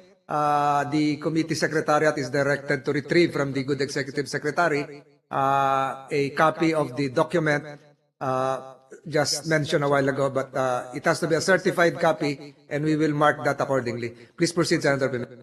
Thank you, Mr. Chairman. Well, ano lang yun, ES, parang we should learn our lessons here. Because you could have answered kasi na hindi pa ready, Yusek, hindi pa ready. Parang ganun ba? I mean, sayang. My reputations are damaged. It taints the start of the Marcos administration na merong parang fiasco na ganito. Just a little improvement in the communication Sayang lang. I mean, nasasayangan lang ako dahil ang sagot mo kasi I purposely did not answer. You could have answered that we are not yet ready to give you approval or wait for a while, mga ganon. So, yan lang po yung aking opinion. But siyempre, di na natin mababalik ang panahon. Nangyari na po yung nangyari. Yes. But thank you for your reply. Ito lang po sa page 16 po ES ng iyong transcript. Yung first paragraph, yung ito galit ka na rito galit na kayo sa SO4 sa mga pumirma sa You ask them. Tinanong mo si Administrator Serapica, Beltran, and Yusek Sebastian. Ang tugon, parang malabo ito. Ang sagot po sa akin, ang naging tugon niya, akala ko po kasi okay na, sabi ni Yusek Leo. Sa gitna, sa page 16 po. Ganon din ho yung sagot ni Board Member Beltran, at ganon din ang sagot ni Senior Yusek Leo Sebastian. Nalito lang po ako ron because Senior Yusek Leo Sebastian will not answer with the sentence, akala ko po kasi okay na, sabi ni Yusek Leo. Isa yung tinatanong nyo. So ano po yung sagot niya? Ano sagot ni Yusek Leo Sebastian sa tanong mo? Yun po yung eksaktong sagot niya. Akala ko kasi ay okay na. Yun po yung tugon ni Yusek Leo Sebastian. At when I asked him, again, based on what I have said, on what transpired on 10 August, Wednesday, when I confronted them, yung dalawa po, si dating Administrator Serafica and Board Member Beltran, ay sa magkahiwalay na telepono, pinatawagan ko sa kanya. I don't know, I cannot recall now kaninong telepono yung isa. Naka-speakerphone po pareho yun. And in his presence, I asked him, bakit kayo nagpasa niyan? Akala ko, ang sagot ho nila, akala ko kasi ay okay na. Iisa ho ang kanilang naging tugon, Your Honor. Okay, yung iba quoting Yusek Leo Sebastian, according to him okay na. Yan po ba ang tamang interpretation nitong inyong sinabi? Yes, Your Honor, dahil siya po ang nagpa-route nung sugar order number 4 for purposes of referendum. Yes. Sige, sir. Klaro naman, sir, na, klaro naman na kailangan ni Yusek Sebastian ng approval. Actually, yun na nga, sabi mo, sumulat pa. Ako, nagte-text pa, may personal visit. Sabi ko nga, an additional personal visit might have, avoided all of this. Kung pumunta sa sayo personal, sinabi nyo, thumbs down pa, hindi pa approve yan. Ngayon, pwede ko bang tanongin si Yusek Sebastian to clarify SO4. SO4 is about the importation of sugar, 300,000 metric tons, but it covers the calendar year hanggang November. Tama po ba yan? That is correct, Your Honor. Correct, di ba? So it goes beyond the crop year, no? So kaya nga ngayon, it's the start of a new crop year or season, and there's a new SO2, as I've read. There's an SO1 and there's a new SO2 for 150,000 metric tons. But the year is not yet over. So tignan natin if SO2 may be followed by another sugar order and an importation of a certain quantity. Kung magtugma yan at the end of the year sa 300,000 metric tons, therefore, we had no debate at all pala. So hintayin na natin, but that remains to be seen. December 31, 2022 is the reckoning point. Kasi as I understand SO4, it goes beyond the crop year. Ang nabasa ko meron kayong isang factor na hanggang December ang kinonsider ninyo, may isang factor na hanggang November ang kinonsider ninyo. So I just want to make that of record, Mr. Chairman, I will be looking at December 31, 2022 para malaman ko kung for the calendar year ilan yung inangkat natin. So that's why, Senator Pimentel, I've been asking since 9 a.m. Attorney Tejeda to produce the inventory. You promised us for the last several hours that the signature is underway. So sabi ko, ipalalamove mo na lang. Nauna pa yung Jollibee. Anyway, you can have your lunch while we're having this hearing. So when can we have that inventory from SRA? Yes, sir. As per my communication with the staff of the admin officer, it was already sent. Can we check on the email, sir? Sent to? To the Senate, the Blue Ribbon Committee, sir. Can we check that? They are not nodding their heads. Wala pa daw. Okay, sir. I'll do another follow-up, sir. Please. Kung pumunta ka doon kanina, nakuha mo na eh. Yes, sir. The problem is it's not with my office. I cannot, sir. It's with the admin office. Mr. Chairman? Yes. Sabi ni Attorney Tihada kanina, Tihida. 1 hour daw, bigyan mo siya ng 1 hour. Titignan ko yung oras ngayon, sobra 1 hour na yung pag-request niya kanina. So, maybe we can give him another 1 hour, Mr. Chairman. As fast as Mr. Your Honor, because We'll run out of Jollibees if you Yes, provide sir. him another hour. I received a confirmation that they sent it at 12:25, Your Honor, before the 1 hour. But Yes, that will partly answer the query of Senator Pimentel regarding the need for another round of importation because of the inventory. So, Senator Pimentel, are you done with your questioning? I'll suspend my questioning, Mr. Chairman. Give way to the others. Mr. Chairman, We see virtually Senator Alan Cayetano. Mr. Chairman, may I interject just one question kay ES in connection with the interpellation of Senator Pimentel, if our colleagues would allow. Yes, you have the floor. As long as this is germane to the previous questioning. Yes, You have the floor. yes. Well, basically, I viewed, Mr. Chairman, and I agree with you that Mr. Serafica said it, then completely denied it, and then clarified it. So I am with the chairman when you are asking him, is he lying? Having said that, the minority leader pointed a good point about not only communication, but is there misinformation in this committee? So to give clarity, I just have one question. When this issue broke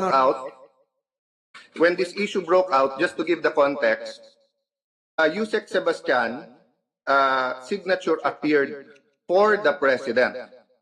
And when this came out to media, if I'm not mistaken, Yusek Sebastian said that to spare the president from further embarrassment, he will resign.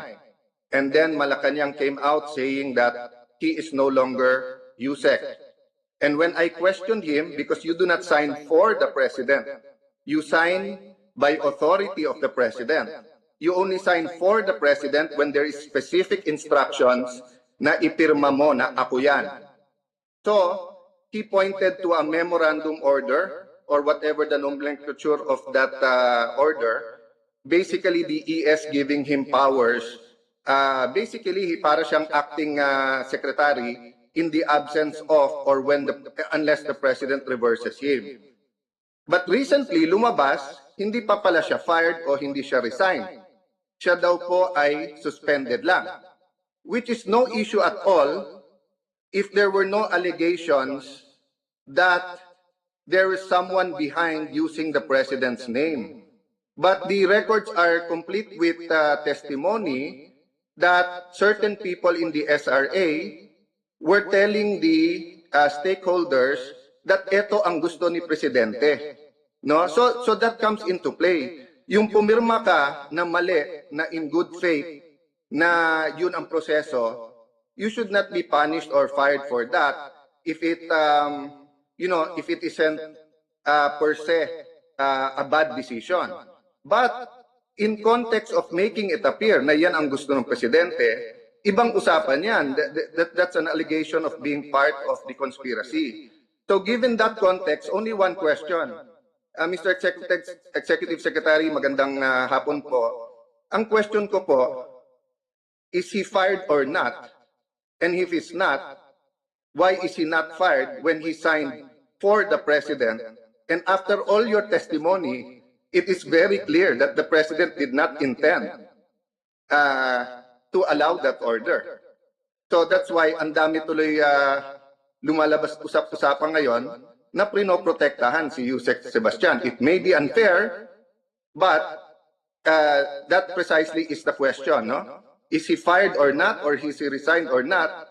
And if he is still Yusek, just under preventive suspension, is that the government we're going to have? That anyone who signs for the president will just get a slap on the wrist? That's my question. You may answer, ES Rodriguez. Thank you, Your Honor. Good afternoon to Senator Alan Peter Cayetano. Good afternoon, sir. Yung sulat ho niya kasi ng August 11, I have again a photocopy here. Ang sinasabi lang ho niya ay hindi naman po resignation.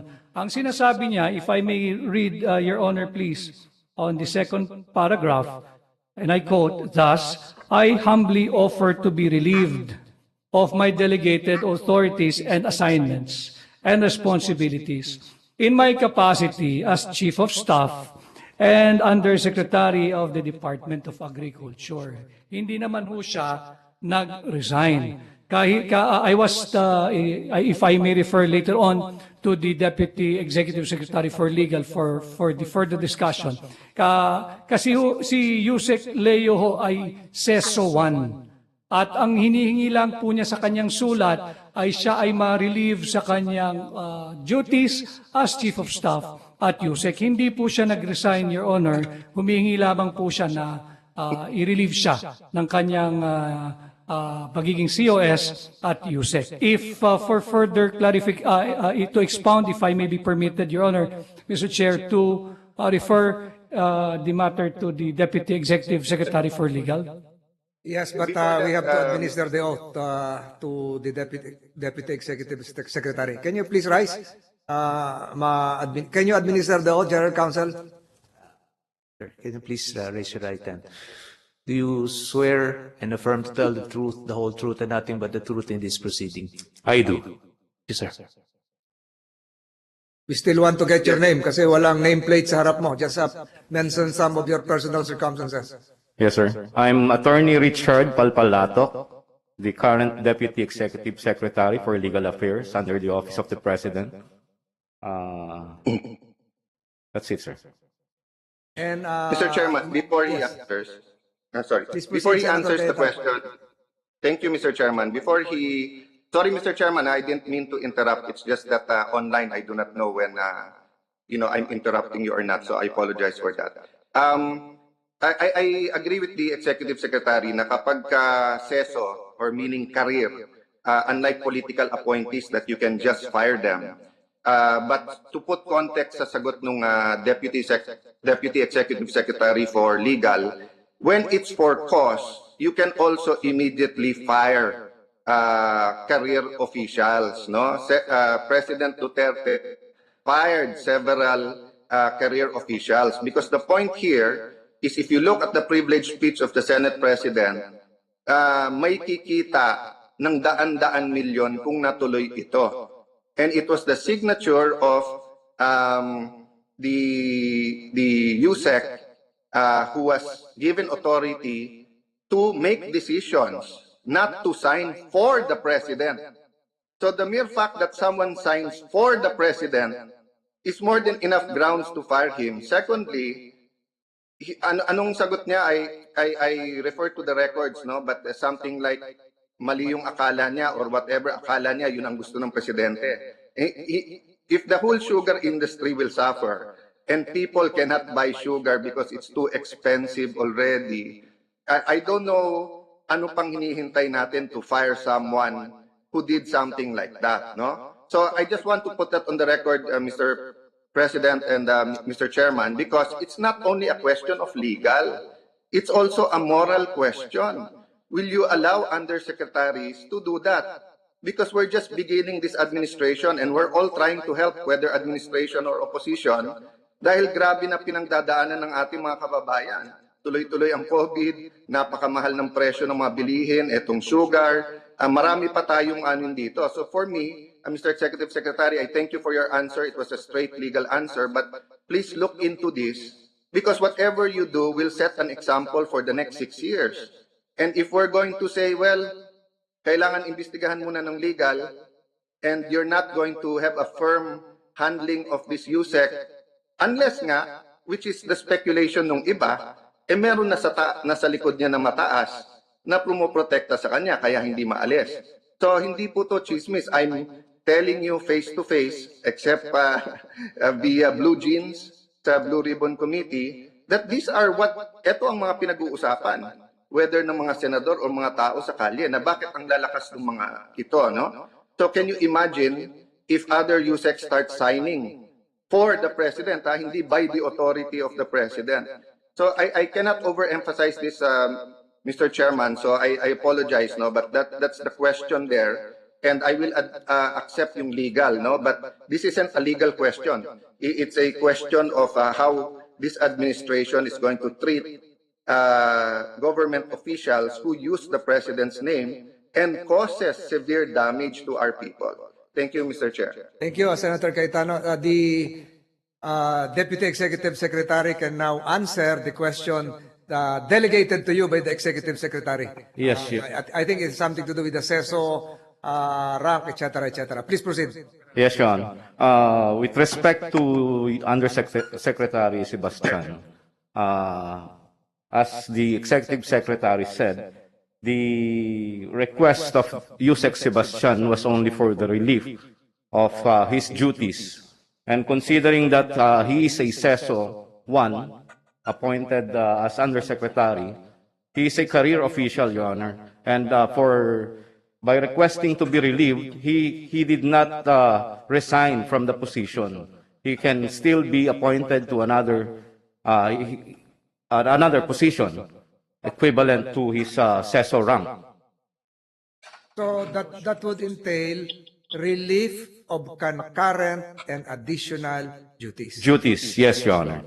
And with respect to the manifestation of the good Senator Cayetano, Your Honor, that is precisely the subject matter of the investigation of my office, the matter of the signature of Yusek Sebastian appearing on the SO4. So we have given the parties the If I may opportunity. interrupt, precisely the question of Senator Cayetano is this, rephrased from my part. Being assessor rank officer, can Yusek Sebastian be fired? He can be fired, Your Honor, for cause. After due process, Your Honor. So is that part of the ongoing investigation right now? Yes, Your Honor. And when do we expect to have a result? As soon as possible, Your Honor. There are procedures to be observed, Your Honor. Can this committee be furnished a copy of the results? Yes, Your Honor. Thank you. Senator Pimentel, any questions? If none, Mr. Chair, last question, Mr. Chairman. Senator For me Cayetano, lang po, yes. with your permission lang, Mr. Chairman, as soon as possible is not a good answer because, yes, there is a procedural due process, but this is the most simple of cases. Did he abuse his power for signing for the President? Napakalinaw ng facts, he admitted it, nandyan ang dokumento. You can call him anytime, you can have the hearing anytime. So the mere fact na buwan na to, no, September na, is questionable for me. So if you want to send a message to the rest of the bureaucracy that you can't mess around with this administration, you can't let people suffer with prices, hindi nyo pwedeng guluhin. Even yung Blue Ribbon Committee, ang dami namin dapat i-hearing, then you will tell us. So, excuse me lang, but I don't mean no to sound that I'm scolding. But, you know, I've been in government for 30 years. I've been opposition to many administrations and then a partner to the Duterte administration. But Mr. ES, may I just give a unsolicited advice? Speed matters in issues like this. Gusto mong mawala ang mga marites na nagkakalat na gusto ng presidente ng sugar importation. Gusto nyo mawala yung mga marites na nagsasabing may promoprotekta kay Yusek Sebastian. You know, be decisive and make a decision. You know, ano to? Simpong ganyan, aabutin ng 6 months, 3 months. How can the courts take the cue from us in the executive and legislative kung mabagal tayo? Look at our chairman, no? Very organized, very quick, and then tinatapos niya kaagad. So I'll stop there, Mr. Chair, but respectfully sa ating executive secretary, please look into this because this will really matter down the line in this administration. Thank you, Mr. Chair. Thank you, Your Honor. So next in line to question would be Senator J.B. Ejercito. No questions coming from Senator Ejercito. Senator Ronald Bato de la Rosa. No questions. Before we, the Senate President. Before we excuse the Executive Secretary, can I just ask for a 1-minute suspension?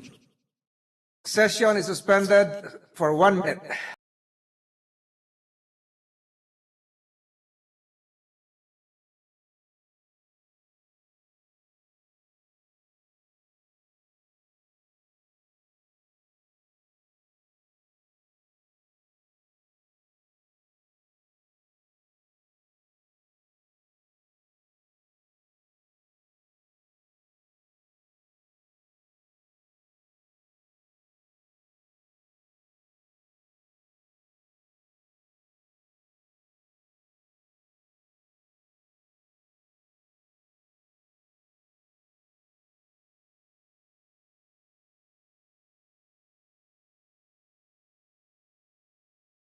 request for checking, Your Honor, with the email.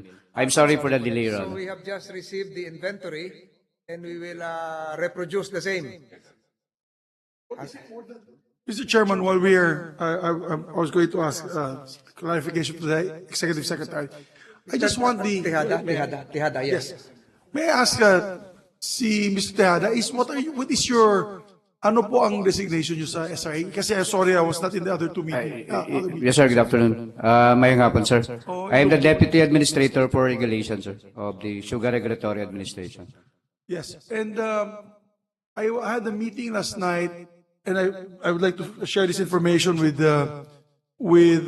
Senator JV, because I saw a statement online that is upset at the non-participation of the SRA board today. I had dinner with them last night, and they mentioned that they want to attend the hearing today. The problem is the Civil Service Commission, CSC, and the GCG, Government Corporate Governance, had required them to attend today. Is that correct? I can confirm that, sir. They informed me. And they were told that if they don't attend, they cannot get their clearance. Is that correct? I'm not privy to that statement, but I can confirm that they went to the GCG, sir. They were told, I was told, because I told them, important yung meeting bukas. So, yeah, sir, ang problema namin, we were told if we do not attend the GCG meeting today, we will not get our clearance to be, full appointee under the law. I think there's a GCG law. So, just for the record, to my dear colleague from San Juan, that is the reason why they could not attend. And finally, Mr. President, there's news going out now in online on Serafica's statement that the president, maliciously, again, being dragged to this. It's unfortunate because the president is having a very successful state visit in two of our neighboring countries. That his name has to be dragged into this mess by this Serafica. He could have divulged this information earlier, and all of a sudden, binulaga na tayo na yung araw na to. I would like to ask the Executive Secretary. He was there in that meeting, and to confirm or deny the statement of Mr. Serafica about the President asking for 600,000 metric tons. I can't believe it. Me, myself, I cannot believe it. Because it was the President who called me and said that we have to have a stakeholders meeting because I do not believe the SRA is asking for 300,000 metric tons for importation. So I can't believe it myself. Mr. ES, could you confirm or deny what Serafica is saying? For the record, for the media to hear the answer. Thank you, Mr. Senate President. Thank you, Your Honors. I categorically deny that there was an instruction from the President to even consider or to import 600,000 metric tons of sugar for SO4. Wala hong ganong pronouncement or wala hong ganong kautusan ang Pangulo. Ulitin ko ho, kaya po na doon kami nahinto sa import plan, gusto ho niyang makita, tama ba na 300,000 metric tons ang ating i-import? At yun po yung mga bagay na aming riniresolba pa, kaya wala pa hong basihan yung SO4. At higit sa lahat, wala pong ganoong kautusan ng Pangulo na mag-angkat ng 600,000 metric tons ng asukal. Thank you for that information.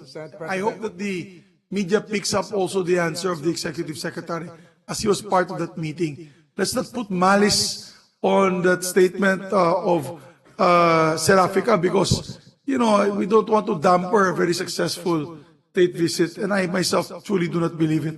I go with the statement of Mr. Lamata that he is lying.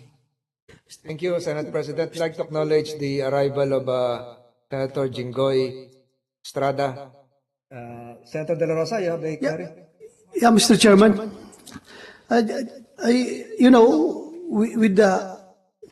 With the recent developments, I am inclined to make a motion to have somebody cited in contempt for lying before this committee. But having said that, I am entertaining naman other thoughts. How are we going to treat somebody in contempt who is online and who is suffering from COVID-19, Mr. Chairman? So, I am in quandary as to mag-motion ako or hindi because naawa rin ako dahil COVID positive yung tao nandun ngayon sa bahay niya. At the same time, I want to maintain the integrity of this committee na dapat nobody should be lying before this committee, Mr. Chairman. So, I am asking for some administrative advice from our chairman how to deal with this. Thank you, Mr. Chairman. De La Rosa, if you're relying on Section 18 of Resolution 145, let me refresh your memory that a contempt of this committee shall be deemed a contempt of the Senate, and such witness may be ordered by the committee to be detained in such place as it may designate under the custody of the sergeant at arms. So we leave that to the compassionate mode of the good senator. If there is no motion, that will be made and perhaps in due time. But is Senator Estrada propounding a question? Your Honor, maybe to hasten the proceedings, because I think we've discussed this issue lengthily. Mr. Serafika has COVID-19. We have to give a bit of compassion to his condition. I would suggest to do justice to the farmers, to do justice to the stakeholders. Maybe we can terminate the hearings, come up with a quick resolution of the case, approve it before the break, and if these cases are necessary to be filed, let us file them so that they have their day in court. And I think that would be the best. With first the approval of our minority floor leader, Jose Bar Tapnancher, who would agree that if they feel that there's malfeasance, misfeasance, any violations of the Graft and Corrupt Practices Act, let us come up already with the findings, Your Honor, and proceed with the filing of the cases. Senator Pimentel, our mathematician. Since there are no more questions to be directed to the Executive Secretary, and if there are no more questions to the other resource persons, I agree that we can terminate the hearing, come up with just one final report. Hindi na kailangan po ng partial report. Is that a motion to adjourn? Depends on our colleagues, because they were asked if they had questions for the ES. Baka meron pa sa iba kasi, sa ibang resource persons. Only one remaining, Attorney Tejeda. Yes, yung sir. inventory. We have the inventory. Shorten this. Provide a copy to the good executive secretary likewise. Yung inventaryo nyo, kulang ba talaga ang asukal? As per our records, Your Honor, the inventory of this year is not the same as last year. We have a less number of inventory, Your Honor. But based on market needs? Yes, Your Honor, there might be tightness in supply. Right now? Yes, Your Honor. As our projection would also state, Your Honor. Thank you. Finally, we got your inventory. So, is there a motion to adjourn coming from our colleagues to adjourn the hearing? And Mr. Chair. there is a motion coming from Senator. Yes. Before we do that, Your Honor, I would just like to again thank the Executive Secretary for respecting the Blue Ribbon Committee and coming over physically, answering the questions of our colleagues. Maraming salamat po, and we also appreciate the effort of the President to call us today that you will be arriving and joining us for this hearing. Salamat po. Mr. Chairman, I move to adjourn. Thanks to the good executive secretary. There is a motion coming from Senator Jinggoy Estrada, seconded by Senator De La Rosa. Without objection, the hearing of the Senate Blue Ribbon Committee relative to the sugar fiasco is hereby adjourned and terminated.